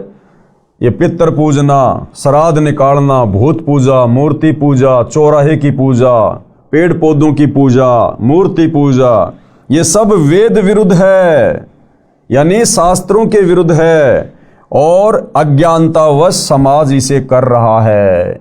क्योंकि हमारे धर्मगुरु नादान थे, उन्हें केवल संस्कृत भाषा का ज्ञान था, और ये जितने भी धर्म ग्रंथ है ये संस्कृत भाषा में होने के कारण इन्होंने इनको अच्छे से इनको पढ़ अवश्य लिया, इनको घोट अवश्य लिया, याद अवश्य कर लिया, परंतु संस्कृत में लिपिबद्ध हमारे धर्मशास्त्र अध्यात्म के विषय में संकेत क्या कर रहे हैं, इस बात से हमारे धर्म गुरु अनभिज्ञ थे, बेखबर थे, अनजान थे। तो अज्ञानतावश हम लोगों ने उन धर्म गुरुओं को प्रकांड ज्ञाता मानकर और उनके द्वारा बताई गई साधना हम करते रहे, जिस कारण से हमारे पूर्वजों की भी मुक्ति नहीं हुई, और आज वही धर्म गुरु उन भूत बने हुए पूर्वजों के हमसे श्राद्ध निकलवा रहे हैं। तो ये जितने भी ये कर्मकांड हैं ये भक्ति मार्ग में बाधक हैं। कर्मकांड करना, पितृ पूजा, श्राद्ध निकालना, भूत पूजा, मूर्ति पूजा वेद विरुद्ध है, अज्ञानवश करते हैं, यानी अभी हमें तत्व ज्ञान नहीं है। आगे पूज्य गुरुदेव भगवान हमें एक उदाहरण देकर समझा रहे हैं। प्रमाण मार्कंडे पुराण में रोचे ऋषि की उत्पत्ति कथा अध्याय में है। ये सब अच्छी बातें आप जी इसी पुस्तक में पढ़ेंगे जो प्रमाणों सहित लिखी है, ग्रंथों यानी शास्त्रों की फोटोकॉपी लगाकर स्पष्ट किया है। यानी हम भाई बहनों का अज्ञान समाप्त करने के लिए जब हम आगे इस पुस्तक में पढ़ेंगे अध्यात्म के विषय में जानने के लिए, तो गुरुदेव भगवान हमें साथ साथ में हमारे ही धर्म ग्रंथों की, वेदों की, पुराणों की, गीता जी की साथ में फोटोकॉपी लगा लगा कर समझाएंगे, ताकि किसी भी प्रकार की शंका हमारे मन में ना रह जाए। पवित्र हिंदू धर्म की धार्मिक क्रियाएं, वर्तमान में हिंदू धर्म में क्या क्या धार्मिक क्रियाएं प्रचलित हैं उसके विषय में गुरुदेव भगवान समझा रहे हैं। आदि शंकराचार्य जी का जन्म 508 वर्ष ईसा पूर्व हुआ। जो आदि शंकराचार्य जी थे, जिन्होंने हिंदू समाज को देवी देवताओं की पूजा पर, पाखंड पूजा पर आधारित कर दिया था, तो आदि शंकराचार्य जी का जन्म कब हुआ था? ईसा यानी ईसा मसीह के जन्म से 508 वर्ष पहले। आदि शंकराचार्य जी का जन्म 508 वर्ष ईसा पूर्व हुआ, यानी 2013 से गिने तो 2521 वर्ष पूर्व हुआ, क्योंकि ये पवित्र पुस्तक सतगुरु रामपाल जी ने 2013 में लिखी थी, सतलोक आश्रम बरवाला में। तो 2013 से यदि हम आदि शंकराचार्य जी के जन्म की काउंटिंग करें तो 2521 वर्ष पहले हुआ। उन्होंने जो भक्ति मार्ग बताया है उसका अनुसरण पवित्र हिंदू समाज वर्तमान में कर रहा है। यानी आदि शंकराचार्य जी के द्वारा जो देवी देवताओं की साधना बताई गई थी, जो कर्म कांड बताए गए थे, उसी को वर्तमान का हिंदू समाज फॉलो कर रहा है। श्री ब्रह्मा जी, श्री विष्णु जी तथा श्री शिव जी को आदरणीय भगवान मानते हैं। मूर्ति पूजा भी अवश्य करते हैं, जबकि वेदों में ना तो ब्रह्मा विष्णु महेश की पूजा का विधान है, ना गीता में है, ना मूर्ति पूजा का वेदों में कहीं कोई जिक्र है, ना गीता जी में है। पंचदेव पूजा का विधान है, जिसमें ये तीनों देवता भी हैं, इनकी पूजा करते हैं। ये भी मानते हैं कि श्री ब्रह्मा जी रजगुण है, श्री विष्णु जी सतगुण है तथा श्री शंकर जी तमगुण है। क्यों? क्योंकि ये सारी बातें हमारे पुराणों में लिखी हुई है कि श्री ब्रह्मा जी रजोगुण है, विष्णु जी सतोगुण है और श्री शंकर जी तमोगुण है। मार्कंडे पुराण में यह भी प्रमाणित किया है कि 3 प्रधान देवता हैं, रजगुण युक्त श्री ब्रह्मा जी, सतगुण युक्त श्री विष्णु जी तथा तम गुण युक्त श्री शिव शंकर जी हैं। ये ही 3 देवता हैं और ये ही 3 गुण हैं, क्योंकि ये तीनों देवता एक के गुण से युक्त हैं। हिंदू समाज का मानना है कि इन तीनों देवताओं के कोई माता पिता नहीं है। यानी हम अपनी नादानी में, अज्ञानता में, अध्यात्म की नासमझी के चलते, और ये हमारे जितने भी धर्मगुरु थे, आचार्य शंकराचार्य थे, इनको ना वेद ज्ञान था, ना इनको गीता जी का कंप्लीट ज्ञान था, और इन्होंने हमारे को जैसा पाठ पढ़ा दिया ब्रह्मा विष्णु महेश के बारे में कि ये तो अजरो अमर हैं, अविनाशी हैं, इनके कोई माता पिता नहीं है, ये तो सारी सृष्टि को पैदा करते हैं, ये स्वयंभू हैं, परिभू हैं। तो आम समाज ने भी उन धर्म गुरुओं की बातों को आंख बंद करके फॉलो कर लिया, और आज पूरे हिंदू समाज में इन तीनों देवताओं के विषय में यही गलत धारणा है कि ये तीनों देवता ही परमात्मा हैं और ये अविनाशी हैं, ये कभी मरते नहीं हैं, ये कभी जन्मते नहीं हैं। और ये भी मानते हैं कि ये कभी मरते नहीं हैं, इनका जन्म भी नहीं हुआ है, ये स्वयंभू हैं। स्वयंभू यानी स्वयं उत्पन्न होने वाला। फिर ये भी कहते हैं कि श्री ब्रह्मा जी की आयु 100 वर्ष है, जिसकी गणना इस प्रकार करते हैं। अब बताओ, एक तरफ तो कहते हैं कि तीनों देवता स्वयंभू है, अविनाशी हैं, ये मरते नहीं है, जन्मते नहीं, और फिर ये भी कहते हैं हमारे धर्मगुरु कि श्री ब्रह्मा जी की उम्र 100 वर्ष है, ब्रह्मा जी से 7 गुना ज्यादा उम्र श्री विष्णु जी की है, और विष्णु जी से 7 गुना ज्यादा उम्र श्री शंकर जी की है। तो ये दोनों बातें क्यों? अज्ञानता के कारण। अब गुरुदेव भगवान हमें बता रहे हैं कि इन तीनों देवताओं की जो आयु है, जो उम्र है, वो कितनी है और वो किस प्रकार से काउंट की जाती है। श्री ब्रह्मा जी का एक दिन 1008 चतुर्युग का है, इसे एक कल्प भी कहा जाता है। श्री ब्रह्मा जी की आयु कितनी है? श्री ब्रह्मा जी का एक दिन 1008 चतुर्युग का है। 1008 चतुर्युग का, केवल दिन रात नहीं, केवल दिन दिन 1008 चतुर्युग का। अब भाई और बहनों, एक चतुर्युग में कितना लंबा समय होता है और फिर 1008 में कितना लंबा समय होगा, देखिएगा। श्री ब्रह्मा जी का एक दिन 1008 चतुर्युग का है। इसे एक कल्प भी कहा जाता है। एक चतुर्युग में 4 युग हैं। एक चतुर्युग में 4 युग। नंबर 1 सतयुग। सतयुग की आयु कितनी होती है? 17,28,000 वर्ष। यानी सतयुग का जो समय होता है वो 17,28,000 वर्ष का समय होता है। दूसरा त्रेता युग, यह 12,96,000 वर्ष का समय है। त्रेता युग की कुल कितनी समय सीमा होती है? 12,96,000 वर्ष। तीसरा है द्वापर युग, यह 8,64,000 वर्ष का समय है। द्वापर की आयु कितनी? 8,64,000 वर्ष। और चौथा है कलयुग, यह 4,32,000 वर्ष का समय है। इस कलयुग की टोटल आयु कितनी है? 4,32,000 वर्ष। और इनकी उम्र को काउंट करने का दूसरा पैमाना गुरुदेव ने क्या बताया? जैसे चौथा युग है कलयुग, और कलयुग की आयु है 4,32,000 वर्ष। अब भाइयों और बहनों, यदि हम द्वापर युग की आयु में अगर हम इस कलयुग के 4,32,000 वर्ष जोड़ देंगे तो ये त्रेता युग की आयु निकल के आ जाएगी। और यदि हम इस त्रेता युग की आयु में यानी 12,96,000 वर्ष में इस कलयुग के 4,32,000 वर्ष जोड़ देंगे तो सतयुग की उम्र निकल के आ जाएगी 17,28,000 वर्ष। इसको कहते हैं एक चतुर्युग, यानी चारों युगों की जो कुल मिलाकर आयु है वो है 43,20,000 वर्ष। सतयुग, त्रेतायुग, द्वापर और कलयुग, इन चारों की यदि उम्र को काउंट किया जाए तो गणित की रीति से एक चतुर्युग का समय कितना हुआ?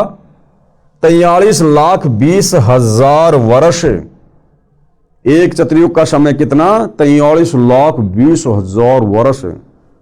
और ऐसे ऐसे 1,008 चतुर्युग का श्री ब्रह्मा जी का दिन है, और इतनी ही उसकी रात्रि, यानी 1,008 चतुर्युग का ब्रह्मा जी का दिन और 1,008 चतुर्युग की ब्रह्मा जी की रात्रि। लेकिन गुरुदेव भगवान ने इसको हमें समझाने के लिए 1,000 से जोड़ा है सीधा सीधा, कि मान लो 1,000 चतुर्युग का दिन और 1,000 चतुर्युग की रात्रि ब्रह्मा जी की, यानी ब्रह्मा जी के 24 घंटे 2,000 चतुर्युग। और फिर 30 दिन का महीना, 30 दिन का महीना ब्रह्मा जी का, और 12 महीनों का एक वर्ष ब्रह्मा जी का, और ऐसे ऐसे 100 वर्ष ब्रह्मा जी की आयु है। इतना लंबा ब्रह्मा जी का समय है। उसके बाद ये ब्रह्मा जी भी ब्रह्मा जी की पदवी छोड़ते हैं, इनका शरीर नष्ट होता है, इनकी मृत्यु होती है, और फिर ये भी अपने कर्म आधार से 1,84 योनियों में जाते हैं, नरक भी भोगना पड़ता है। और जो 100 वर्ष की आयु ब्रह्मा जी की है, फिर ब्रह्मा जी से 7 गुना ज्यादा लंबी आयु श्री विष्णु जी की है, और विष्णु जी से भी 7 गुना ज्यादा लंबी आयु फिर शंकर जी की है। लेकिन उसके बाद भी भाई और बहनों इनकी जन्म और मृत्यु होती है। तो क्या कह रहे हैं गुरुदेव? गणित की रीति से एक चतुर्युग का समय 43,20,000 वर्ष हुआ। 1,008 से गुणा करके देख लेना कितने पृथ्वी के वर्षों का एक दिन श्री ब्रह्मा जी का बनता है। गिनती भूल जाएंगे भाई और बहनों।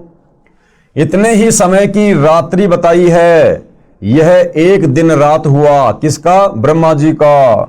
ऐसे 30 दिन व रात का महीना, 12 महीनों का एक वर्ष, और ऐसे ऐसे 100 वर्ष की श्री ब्रह्मा जी की आयु मानते हैं। इतनी लंबी आयु है भाई और बहनों ब्रह्मा जी की, लेकिन उसके बाद भी इनकी मृत्यु होती है। जन्म और मरण इन तीनों देवताओं का भी समाप्त नहीं है। वर्तमान में श्री ब्रह्मा जी 50 वर्ष के होकर 51वें वर्ष में प्रवेश हैं, यानी ब्रह्मा जी अपनी आदि आयु भोग चुके हैं, समाप्त कर चुके हैं। हिंदू साहिबान श्री विष्णु जी तथा श्री शिव जी का जन्म मृत्यु नहीं मानते। जब चर्चा की जाती है तो तीनों को ही अजन्मा तथा अविनाशी कहते हैं। परमात्मा को निराकार बताते हैं। स्वर्ग सर्वोत्तम मोक्ष स्थान मानते हैं, यानी स्वर्ग से ऊपर हिंदू समाज के भाई बहन और कोई भी अच्छा लोक नहीं मानते।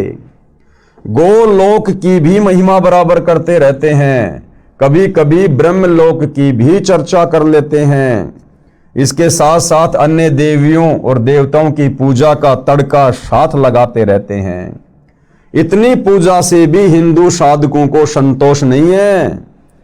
इसके साथ साथ कर्मकांड को पूजा का अहम हिस्सा मानते हैं। कर्मकांड, चौराहे की पूजा करना, ठेकरी की पूजा करना, अन्य किसी पेड़ पौधों की पूजा करना, यानी कर्मकांड भी साथ साथ में करते रहते हैं। यानी मूर्ति पूजा, पितर पूजा, यानी मूर्ति पूजा, पितर पूजा अर्थात श्राद्ध कर्म करना, भूत पूजा यानी मृत्यु के पश्चात शरीर का अंतिम संस्कार करके मरने वाले की गति यानी मुक्ति करवाने के लिए उसकी शेष बची अस्थियों को उठाकर गंगा दरिया के जल में पंडित जी अपने धार्मिक गुरु जी से परवाह करवाना। 13वां या 17वां दिन मनाना, उस दिन पंडित जी को बुलाकर पूजा पाठ करवाते हैं मृतक की गति करवाने हेतु। फिर महीना पूरा होने पर वही गति करवाने की पूजा करवाते हैं। फिर वर्षी क्रिया यानी मृत्यु के 1 वर्ष पश्चात उसी तिथि को फिर गति करवाने के लिए पूजा पंडित जी से करवाते हैं। फिर पिंड भरवाए जाते हैं। गति के अर्थ ही फिर श्राद्ध करवाए जाते हैं। पितरों को तृप्त करने के लिए कहा जाता है कि कौवे को श्राद्ध भोजन अवश्य करवाना चाहिए। यह भी माना जाता है कि हो सकता है मृतक यानी मरा हुआ वो परिवार का व्यक्ति कौवा बन गया हो। गरुड़ पुराण का पाठ करवाना भी कुछ हिंदू साहिबान नहीं चूकते। मृत्यु के पश्चात मृतक के जीव की गति करवाते करवाते दुर्गति करवाकर यानी कौवा बनाकर दम लेते हैं।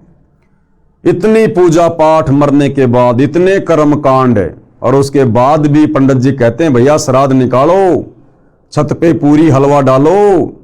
अगर कौवे ने भोग लगा दिया तो हो सकता है तुम्हारे दादाजी, तुम्हारे पिताजी कौवा बन गए हैं।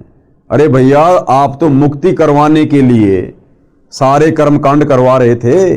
मुक्ति का अर्थ है कि वो 84 लाख योनियों में ना जाए, वो नरक में ना जाए, केवल सुख में स्थान में जाए, स्वर्ग में जाए। और अंत में वही पंडित जी कहता है कि देखो देखो कौवे ने भोग लगा लिया, तुम्हारे पिताजी कौवा बन गए। यानी चले थे मुक्ति करवाने और करवा दी उस आत्मा की दुर्गति। आश्चर्य। अब गुरुदेव भगवान क्या कह रहे हैं कि पुण्यात्माओं, विचार करने की बात है, थोड़े अपने दिमाग पर जोर डालो। शिक्षित हिंदू श्रद्धालु प्रतिदिन श्रीमद् भगवद गीता का पाठ करते हैं। पुराणों को पढ़ना भी हिंदू समाज की पूजा का अहम हिस्सा है। रामायण ग्रंथ व महाभारत ग्रंथ का पढ़ना सुनना मुख्य धर्म कर्म है, परंतु हिंदू श्रद्धालुओं को इन ग्रंथों का यथारूप में ज्ञान बिल्कुल भी नहीं है। यही कारण है कि ढेर सारी पूजा करके भी प्यासे ही हैं, मोक्ष नहीं है। शास्त्र विधि को त्याग के मनमानी साधना में पूरा हिंदू समाज लगा हुआ है। मंदिरों में पूजा हेतु जाना महत्वपूर्ण माना जाता है। तीर्थों पर भ्रमण करके धर्म लाभ उठाना, चारों धामों की यात्रा करके तथा कुंभ के वक्त पर भी में स्नान करके पुण्य कमाना भी नहीं चूकते, जो कि व्यर्थ की पूजा है। यानी भाइयों और बहनों, ये जितनी भी पूजा पाठ जो वर्तमान में हिंदू समाज में की जा रही है, दुनिया भर की गिनती भी नहीं है। ना पवित्र गीता जी में कहीं कोई लेख है, ना वेदों में कहीं इसका जिक्र है। सारे के सारे कर्मकांड हमारे ज्ञानहीन धर्म गुरुओं ने इन शास्त्रों की जानकारी ना होने के चलते आम समाज में उतार दी, और आम समाज बेचारा इन धर्मगुरुओं को प्रकांड ज्ञाता मानकर इनको फॉलो कर रहा है, जिस कारण से पूरे समाज की दुर्गति हुई पड़ी है। एक दिन एक हिंदू साधक से वार्ता हुई। हिंदू साधक यानी किसी हिंदू भगत से जो भक्ति करता है। एक दिन एक हिंदू साधक से वार्ता हुई। वह सुबह सुबह कई मंदिरों में जाता था। उसने ज्ञान चर्चा के दौरान बताया कि आज छुट्टी है, रविवार है, आज 4 मंदिर में गया, शमशान घाट वाले में भी गया। वे चारों शिव जी के मंदिर हैं। मैंने उससे प्रश्न किया। किसने? पूज्य गुरुदेव सतगुरु रामपाल जी कह रहे हैं कि फिर मैंने उससे सवाल किया, यानी वो जो भगत था वो कह रहा था कि आज रविवार था, छुट्टी थी, और आज मैं 4 मंदिरों में जाके आया हूं। शमशान घाट में जो मंदिर है ना वहां भी जाके आया हूं, और अन्य जगह शिव जी के 3 मंदिर और थे, मैं वहां भी जाके आया हूं। तो गुरुदेव भगवान ने उससे सवाल किया कि हे भगत, आपको प्यास लगी हो, आपको शीतल मीठे जल की 3-4 टूटी इकट्ठी लगी मिल जाए, आप एक टूटी को खोलकर जल पियोगे, प्यास बुझ जाएगी।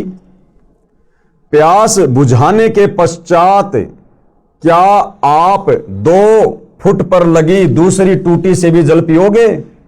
तो गुरुदेव भगवान ने उससे क्या सवाल किया कि भगत जी एक बात बता, आपको भयंकर प्यास लगी है और सामने आपने देखा कि किसी टंकी के 3-4 टूटियां लगी हुई हैं, नल लगे हुए हैं।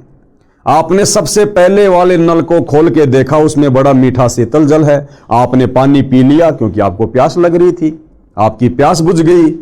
क्या आप उसी टंकी में लगी हुई 3-4 जो और नल हैं, टूटियां हैं, क्या आप उनको भी खोलोगे? तो उसने कहा कि नहीं नहीं, आवश्यकता ही नहीं है। अगर मुझे पहली टूटी में पानी मिल गया, मेरी प्यास बुझ गई, तो बाकी टूटियों को मैं क्यों खोलूंगा? मैं मूर्ख हूं क्या? तो गुरुदेव भगवान ने कहा कि हे नादान प्राणी, तू कह रहा कि आज रविवार था, छुट्टी थी, मैं 4 मंदिरों में गया। अगर तेरे को पहले मंदिर में भगवान मिल जाता, तुझे शांति मिल जाती, तो फिर बाकी 3 मंदिरों में धक्के खाने की क्या आवश्यकता थी? इसका मतलब उन मंदिरों में तुझे शांति नहीं मिली, तुझे भगवान नहीं मिला। तो क्या कह रहे हैं गुरुदेव कि प्यास बुझाने के पश्चात क्या आप 2 फुट पर लगी दूसरी टूटी से भी जल पियोगे? उत्तर था कि प्यास बुझने पर कौन दूसरी टूटी को छुएगा? यदि टूटी में जल नहीं मिलता तो साथ वाली सब टूटियों को खोलकर पानी पीने की कोशिश करता। हे भगत, यानी गुरुदेव फिर उसको समझा रहे कि हे भगत, इसी प्रकार आप परमात्मा से आत्मा को तृप्त करने यानी मन्नत मांगने गए। यदि आपको पहले मंदिर से ही तृप्ति हो जाती तो क्या आप 2 किलोमीटर दूर दूसरे मंदिर में जाते? इससे सिद्ध है कि उन मंदिरों में परमात्मा नहीं है, उनमें भगवान की मूर्ति है। सेब की मूर्ति से पेट नहीं भरता, सेब से भरता है। यानी उन मंदिरों में जिन जिन भगवानों की मूर्तियां हैं, उनको देखने से, पूजने से आत्मा की तृप्ति नहीं होगी। उन मंदिरों में जो भगवान है, यथार्थ में उनकी सत भक्ति करने से, सच्चे गुरु से उपदेश लेकर उनके सत भक्ति बीज मंत्र, मूल मंत्र जाप करने से वो देवता जहां तक का लाभ दे सकते हैं, वो लाभ हमें प्राप्त हो सकता है। मात्र उनकी मूर्तियां बनाकर पूजने से, मंदिरों में सजाकर उनकी पूजा करने से, या तीर्थों पर जा जाकर उनकी मूर्तियां पूजने से हमारी आत्मा की तृप्ति नहीं हो सकती है। इससे सिद्ध है कि उन मंदिरों में परमात्मा नहीं है, उनमें भगवान की मूर्ति है। सेब की मूर्ति से पेट नहीं भरता, सेब से भरता है। इसी प्रकार परमात्मा की मूर्ति से परमात्मा का लाभ नहीं मिलता। केवल हमें ज्ञान होगा कि ये मूर्ति किस महापुरुष की है, उस महापुरुष ने अपने जीवन में कौन कौन से अच्छे कार्य किए, कौन कौन से बुरे कार्य किए। हम केवल उस महापुरुष की, उस भगवान की मूर्ति को देखकर हम उसके जीवन से शिक्षा ले सकते हैं, फायदा नहीं ले सकते। फायदा लेने के लिए तो हमने जिस प्रकार उस महापुरुष ने जैसी भक्ति करी, जैसी साधना की, जो यत्न किया, प्रयत्न किया, हमने भी वैसा ही करना पड़ेगा। उसके बाद हमें उस महापुरुष के जैसा फायदा मिलेगा। पवित्र हिंदू समाज में 4 वेद कौन से? ऋग्वेद, यजुर्वेद, सामवेद तथा अथर्ववेद। इनका नाम पूरे सम्मान के साथ लिया जाता है। माना जाता है कि वेदों में परमेश्वर की पूजा व साधना का सर्वोत्तम ज्ञान है। ये बात तो सभी मानते हैं कि भाई वेदों में परमात्मा का ज्ञान है, भक्ति का ज्ञान है। आश्चर्य की बात है कि 80% हिंदू समाज वेदों के विपरीत भक्ति कर्म करते हैं, लेकिन 80% हिंदू समाज के श्रद्धालु साधक उन्हीं वेदों के विपरीत कर्मकांड कर रहे हैं, मूर्ति पूजा कर रहे हैं, मंदिर पूजा कर रहे हैं, तथा 80% हिंदुओं ने वेदों की शकल भी नहीं देखी। बिल्कुल सत्य है भाई और बहनों। आज 21वीं सदी में पैदा होने के बावजूद आप और हम भगत भाई बहन भी अपने जीवन काल में इन वेदों की शकल नहीं देख पाते। यदि सतगुरु रामपाल जी हमें अपनी शरण में लेकर इन सदग्रंथों से परिचित नहीं करवाते तो हम भी अपने पूर्वजों की तरह इसी प्रकार भेड़ चाल में चलते रहते। जैसा हमारे धर्मगुरु हमें बताते रहते, हम उन्हीं को सत्य मानकर आगे बढ़ते रहते और अंत में हमारी मुक्ति नहीं बल्कि दुर्गति का रास्ता खुला हुआ होता। अब गुरुदेव भगवान कह रहे हैं विशेष यानी ध्यान देने योग्य बातें। विशेष हिंदू समाज श्रीमद् भगवद गीता को चारों वेदों का सार तथा संक्षिप्त रूप मानते हैं, क्योंकि 4 वेद भाई और बहनों बहुत ही मोटे ग्रंथ हैं, आम आदमी उनको नहीं पढ़ सकता। इसलिए महर्षि वेद व्यास जी ने चारों वेदों का संक्षिप्त ज्ञान गीता में लिख कर छोड़ दिया, लिपिबद्ध कर दिया। तो ये बात तो समस्त हिंदू समाज के लोग मानते हैं, गुरुजन भी मानते हैं कि श्रीमद् भगवद गीता में चारों वेदों वाला ज्ञान संक्षिप्त रूप में है, यानी शॉर्ट में है। हिंदू समाज श्रीमद् भगवद गीता को चारों वेदों का सार तथा संक्षिप्त रूप मानते हैं। गीता में वेद ज्ञान निष्कर्ष रूप में संक्षेप में कहा है, यह भी निर्विरोध राय है, यानी इस बात को सब मानते हैं। किसी बाबा की मृत्यु के पश्चात उसके शरीर को धरती में गाड़कर उसके ऊपर यादगार रूप में मंडी यानी छोटा मंदिर बनाकर फिर उसकी धोख खाना यानी पूजा करना, मत्था टेकना शुरू कर देते हैं। अपने जनों की मृत्यु के पश्चात उनके लिए घर या खेत में पितृ स्थान बनाते हैं। 4-5 ईंटों को रखकर एक झोपड़ी रूप बनाकर उस पर ज्योति जलाना भी पूजा का हिस्सा माना जाता है। यह है मुख्य पूजा पवित्र हिंदू समाज की, यानी वर्तमान में यह पूजा रह गई हिंदू समाज की। जो अपने आप को कहते हैं हम सनातनी हैं, हम वैदिक हैं, हम वेदों के रास्ते पर चल रहे हैं, हमारे से सर्वश्रेष्ठ भक्ति किसी की नहीं है, ना ईसाइयों की, ना मुसलमानों की, ना सिखों की।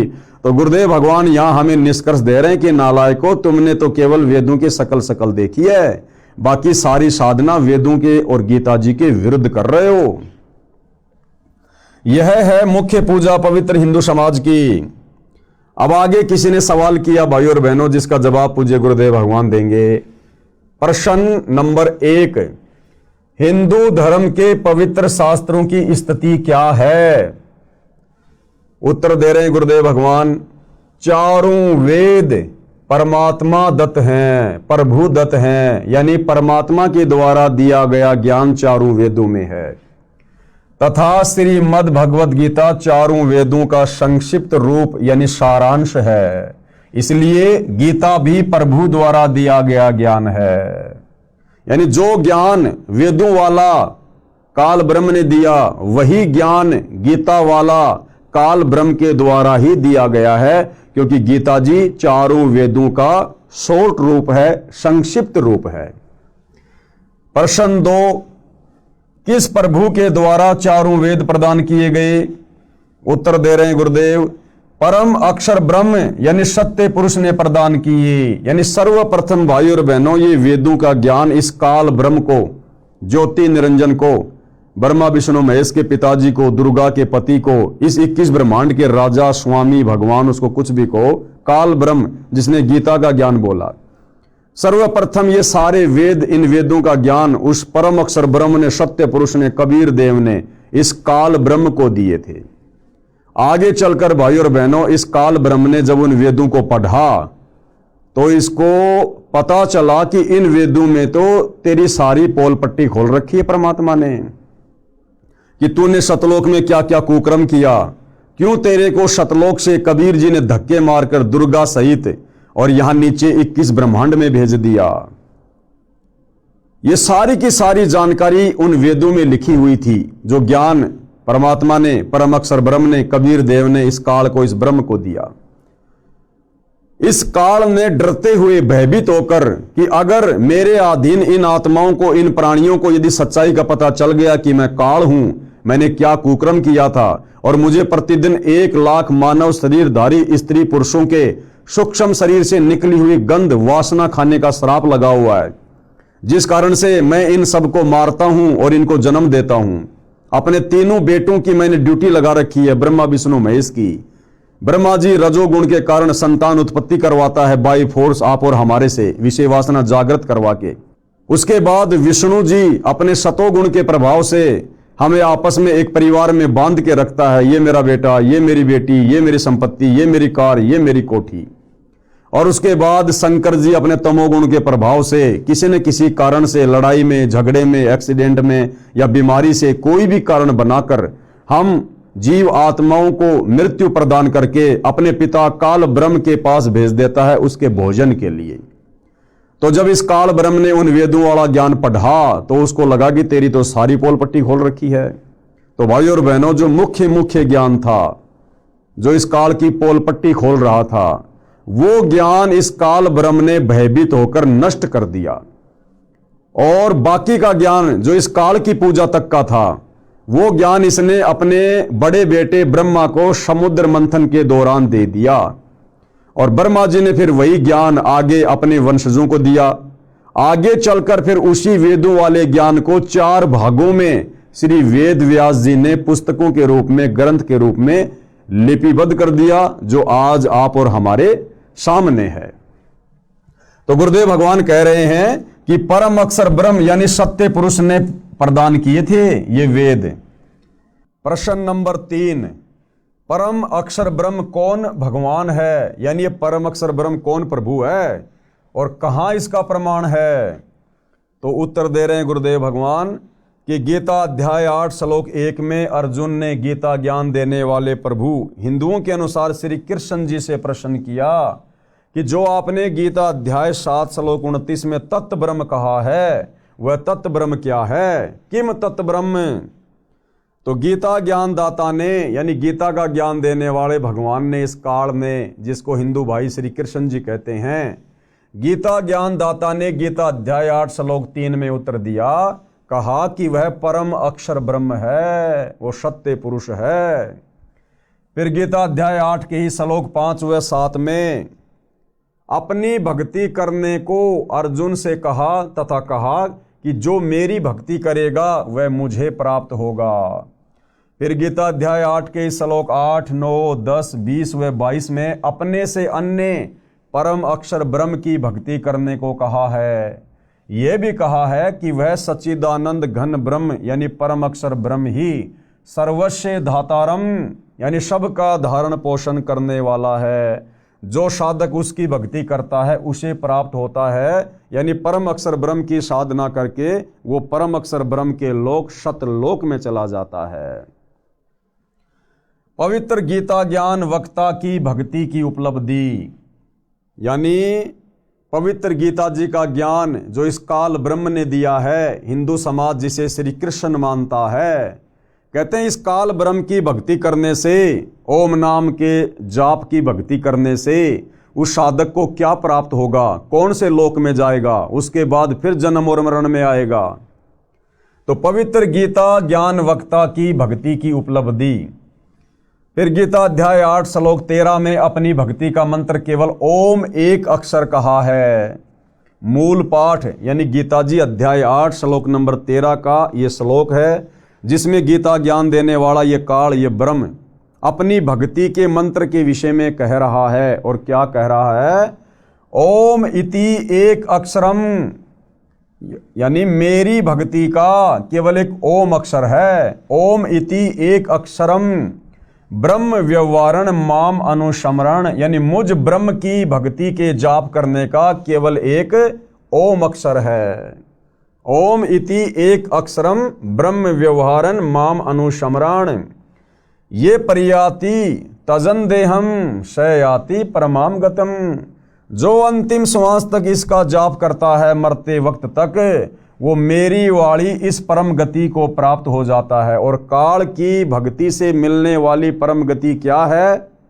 वो साधक ब्रह्म का ओम नाम का जाप करते करते जो शरीर छोड़ता है वो इस ब्रह्म के ब्रह्मलोक में चला जाता है, यानी वो महास्वर्ग में चला जाता है कुछ समय के लिए। ये इसकी भक्ति की परम गति है, परम उपलब्धि है। अब गुरुदेव भगवान हमें विशेष तौर पर समझा रहे हैं, अर्थात माम ब्रह्म यानी मुझ ब्रह्म यानी गीता ज्ञानदाता का ओम इति एकाक्षरम, केवल एक अक्षर ओम है, यानी काल की भक्ति का मंत्र केवल ओम है।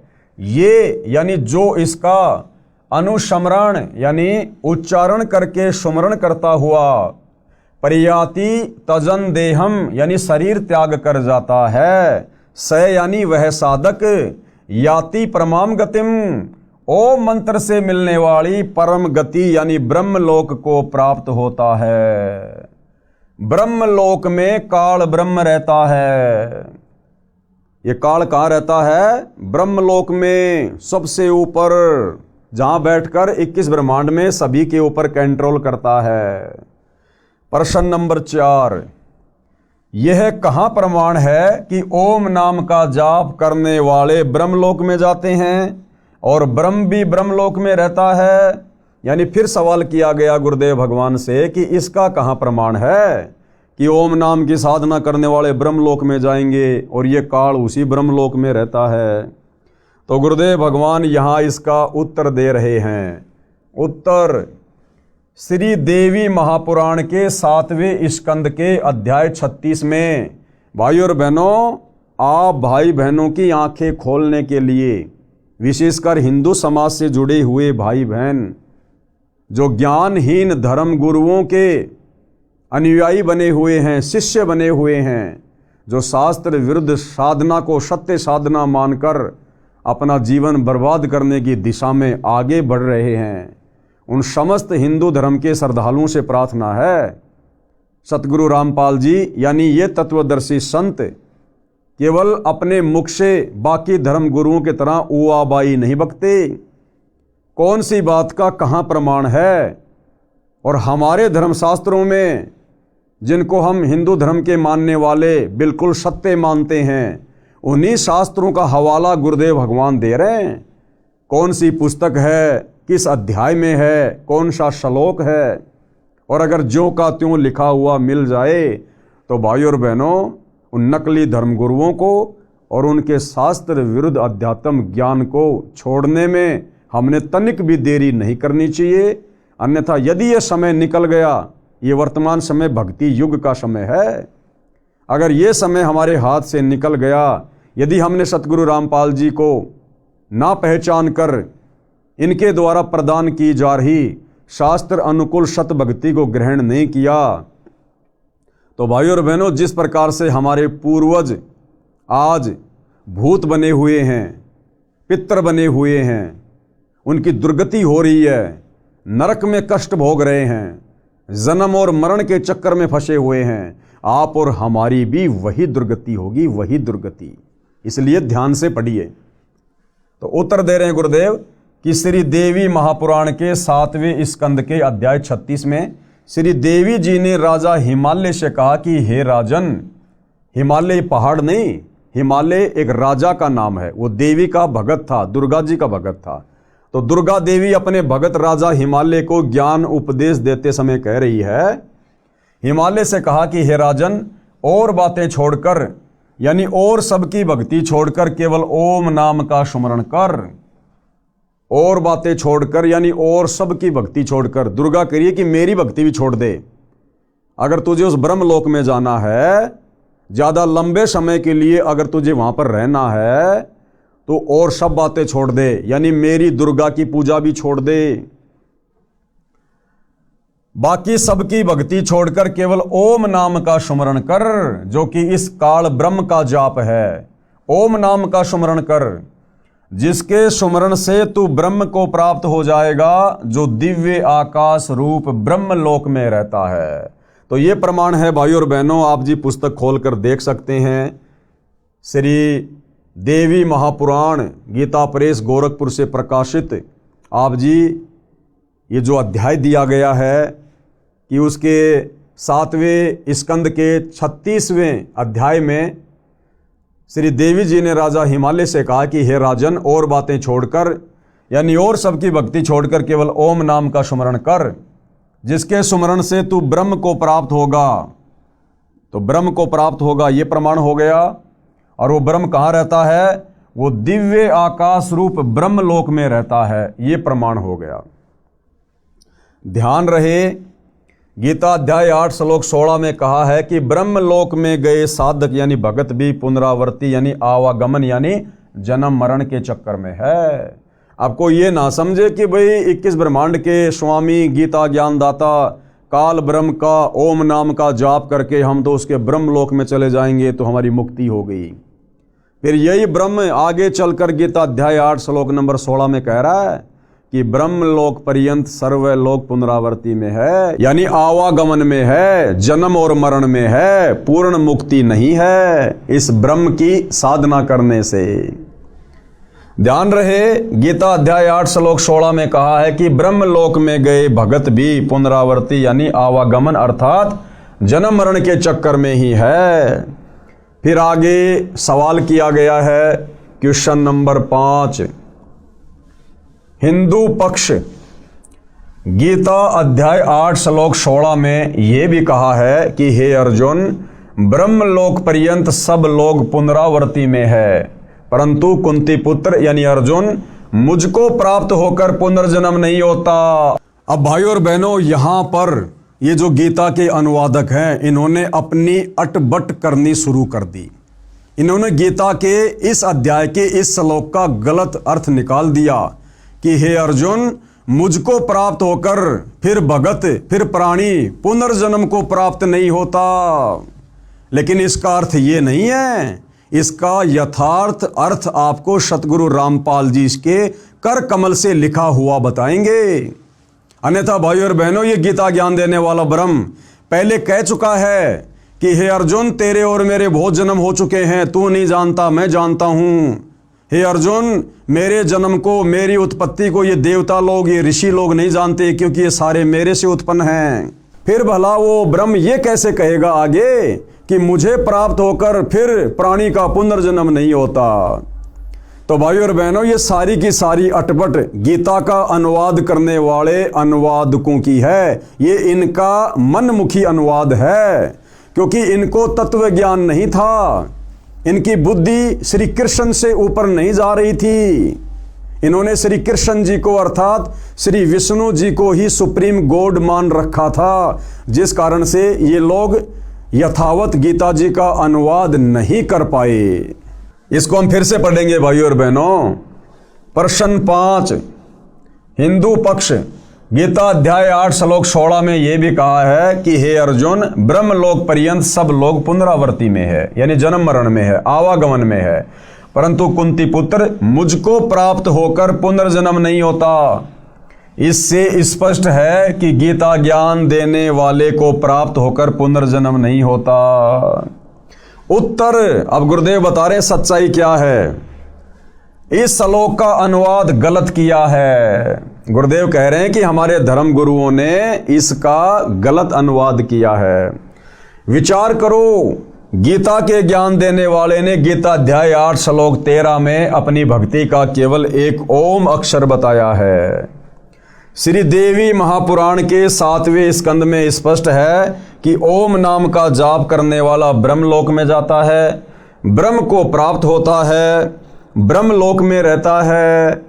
गीता अध्याय 8 श्लोक 16 में स्पष्ट है कि ब्रह्मलोक में गए भगत यानी साधक भी पुनरावर्ती यानी जन्म मरण के चक्कर में है, वहां जाकर भी पुनः जन्म लेना होता है, पृथ्वी पर आना पड़ता है। ब्रह्म तो ब्रह्मलोक में रहता है। श्री देवी पुराण में प्रमाण है, ब्रह्म को प्राप्त करने वाला ही तो ब्रह्मलोक में जाएगा, तभी तो ब्रह्म को प्राप्त होगा।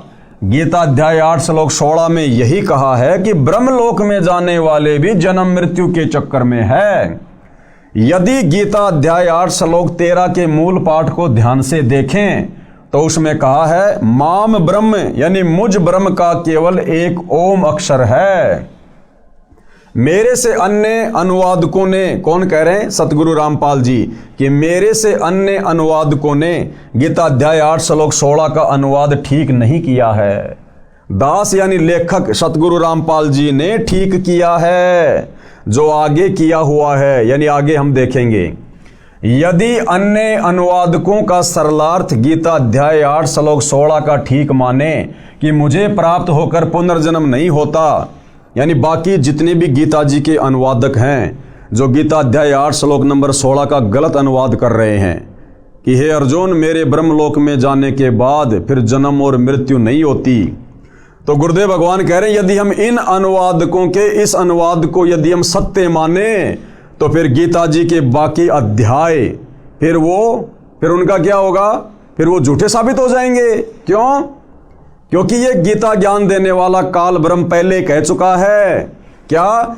जब गीता ज्ञान दाता ने गीता अध्याय 2 श्लोक 12, गीता अध्याय 4 श्लोक 5, गीता अध्याय 10 श्लोक 2 में तो अपने को जन्मने व मरने वाला कहा है, यानी इन श्लोकों में तो पहले ही गीता ज्ञान देने वाले काल ब्रह्म ने अपने विषय में बता दिया कि मेरा भी जन्म और मृत्यु होती है, अर्जुन तेरी भी होती है, सबकी होती है। फिर भला अध्याय 8 श्लोक नंबर 16 में वो ये कैसे कह देगा कि मुझ ब्रह्म को प्राप्त होकर मेरे ब्रह्मलोक में आकर फिर ये प्राणी कभी जन्म और मरण में नहीं आता।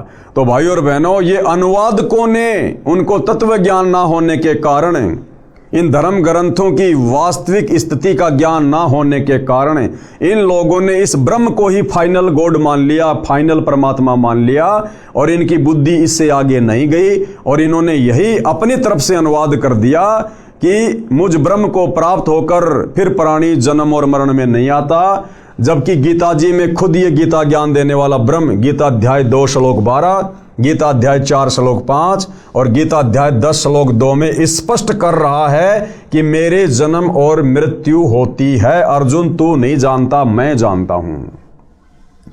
गीता ज्ञान दाता ने अपनी साधना का एक ओम अक्षर बताया है, तो वह ब्रह्म हुआ, यानी ओम इति एक अक्षर माम ब्रह्म अनुस्मरण, क्योंकि ओम नाम जाप तो ब्रह्म का है।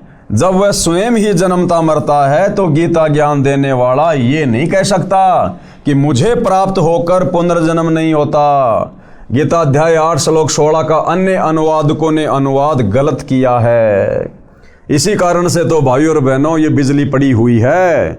इस सनातनी पूजा को त्याग कर इन ज्ञानहीन धर्म गुरुओं के कहने पर हमने ये आधी अधूरी साधना ग्रहण कर ली, जिस कारण सतगुरु रामपाल जी को अब ये सत्य बताने के मार्ग में संघर्ष करना पड़ रहा है। गीता ज्ञानदाता ने स्वयं गीता के कई श्लोकों में अपना जन्म व मृत्यु बताया है। अविनाशी परमात्मा अपने से अन्य बताया है। मैं लेखक यानी सतगुरु रामपाल जी यही स्पष्ट करना चाहता हूं कि हमारे हिंदू धर्म गुरुओं ने अपने पवित्र ग्रंथों गीता, चारों वेदों, महाभारत तथा 18 पुराणों को नहीं समझा। अगर ये हमारे नादान धर्म गुरु आचार्य शंकराचार्य, आदि शंकराचार्य, अगर ये हमारे हिंदू धर्म के इन पवित्र ग्रंथों को, गीता जी को, 18 पुराणों को, वेदों को यदि अच्छे से समझ पाते तो आज भाइयों और बहनों इस प्रकार के गलत अनुवाद ना करते और ना ही इस हिंदू समाज को शास्त्र विरुद्ध साधना पर लगाते। कृपया पढ़ें मेरा अनुवाद गीता अध्याय 8 श्लोक 16 का। अब सतगुरु रामपाल जी परमेश्वर जी ने अर्थात उस तत्वदर्शी संत ने गीता अध्याय 8 श्लोक 16 का यथार्थ अनुवाद किया है। जिस तत्वदर्शी संत के विषय में गीता ज्ञान देने वाला काल ब्रह्म गीता अध्याय 4 श्लोक नंबर 34 में कह रहा कि हे अर्जुन, अगर तुझे कंप्लीट अध्यात्म की जानकारी चाहिए, अगर तुझे पूर्ण शांति चाहिए, मोक्ष प्राप्त करना है तो किसी तत्वदर्शी संत की खोज कर ले। तो भाइयों और बहनों, वो तत्वदर्शी संत वर्तमान में सतगुरु रामपाल जी है जो हमारे को यथार्थ अध्यात्म की जानकारी दे रहे हैं। और अब सतगुरु रामपाल जी ने गीता अध्याय 8 श्लोक नंबर 16 का यथार्थ अनुवाद करके इस पुस्तक के माध्यम से हिंदू समाज के सामने पेश किया है। केवल धैर्यपूर्वक निष्पक्ष होकर इसको समझने की आवश्यकता है। गीता अध्याय 8 श्लोक 16 का यथार्थ अनुवाद। हे अर्जुन, ब्रह्मलोक पर्यंत सब लोक पुनरावर्तीन यानी पुनरावर्ती में है, आवागमन में है, जन्म मरण में है, यानी जहां जाकर भी पीछे संसार में आना पड़े। पुनरावर्ती का मतलब है जहां जाने के बाद वापस संसार में आना पड़े। ऐसे है तू, परंतु कौनते, हे कुंती पुत्र, न विदते, जो ये नहीं जानते। न विदते का मतलब है जो ये नहीं जानते। क्या नहीं जानते? कि मेरे ब्रह्मलोक में जाने के बाद भी साधक को वापस आना पड़ता है। न विदते, जो यह नहीं जानते, माम उपेते, मुझे प्राप्त होकर भी उनका पुनर्जन्म होता है। भावार्थ है कि जो ये नहीं जानते कि ब्रह्मलोक में जाकर भी वापस आना पड़ता है, वे मेरी भक्ति करके मुझे प्राप्त होकर भी जन्म मरण के चक्कर में रह जाते हैं।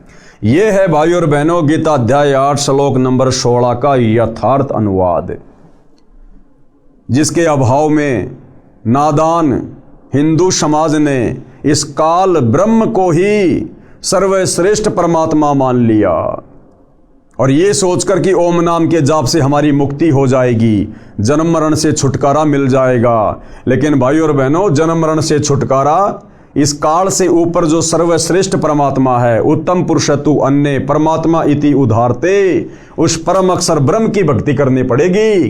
तत्वदर्शी संत से उपदेश लेकर तो आज मौका है।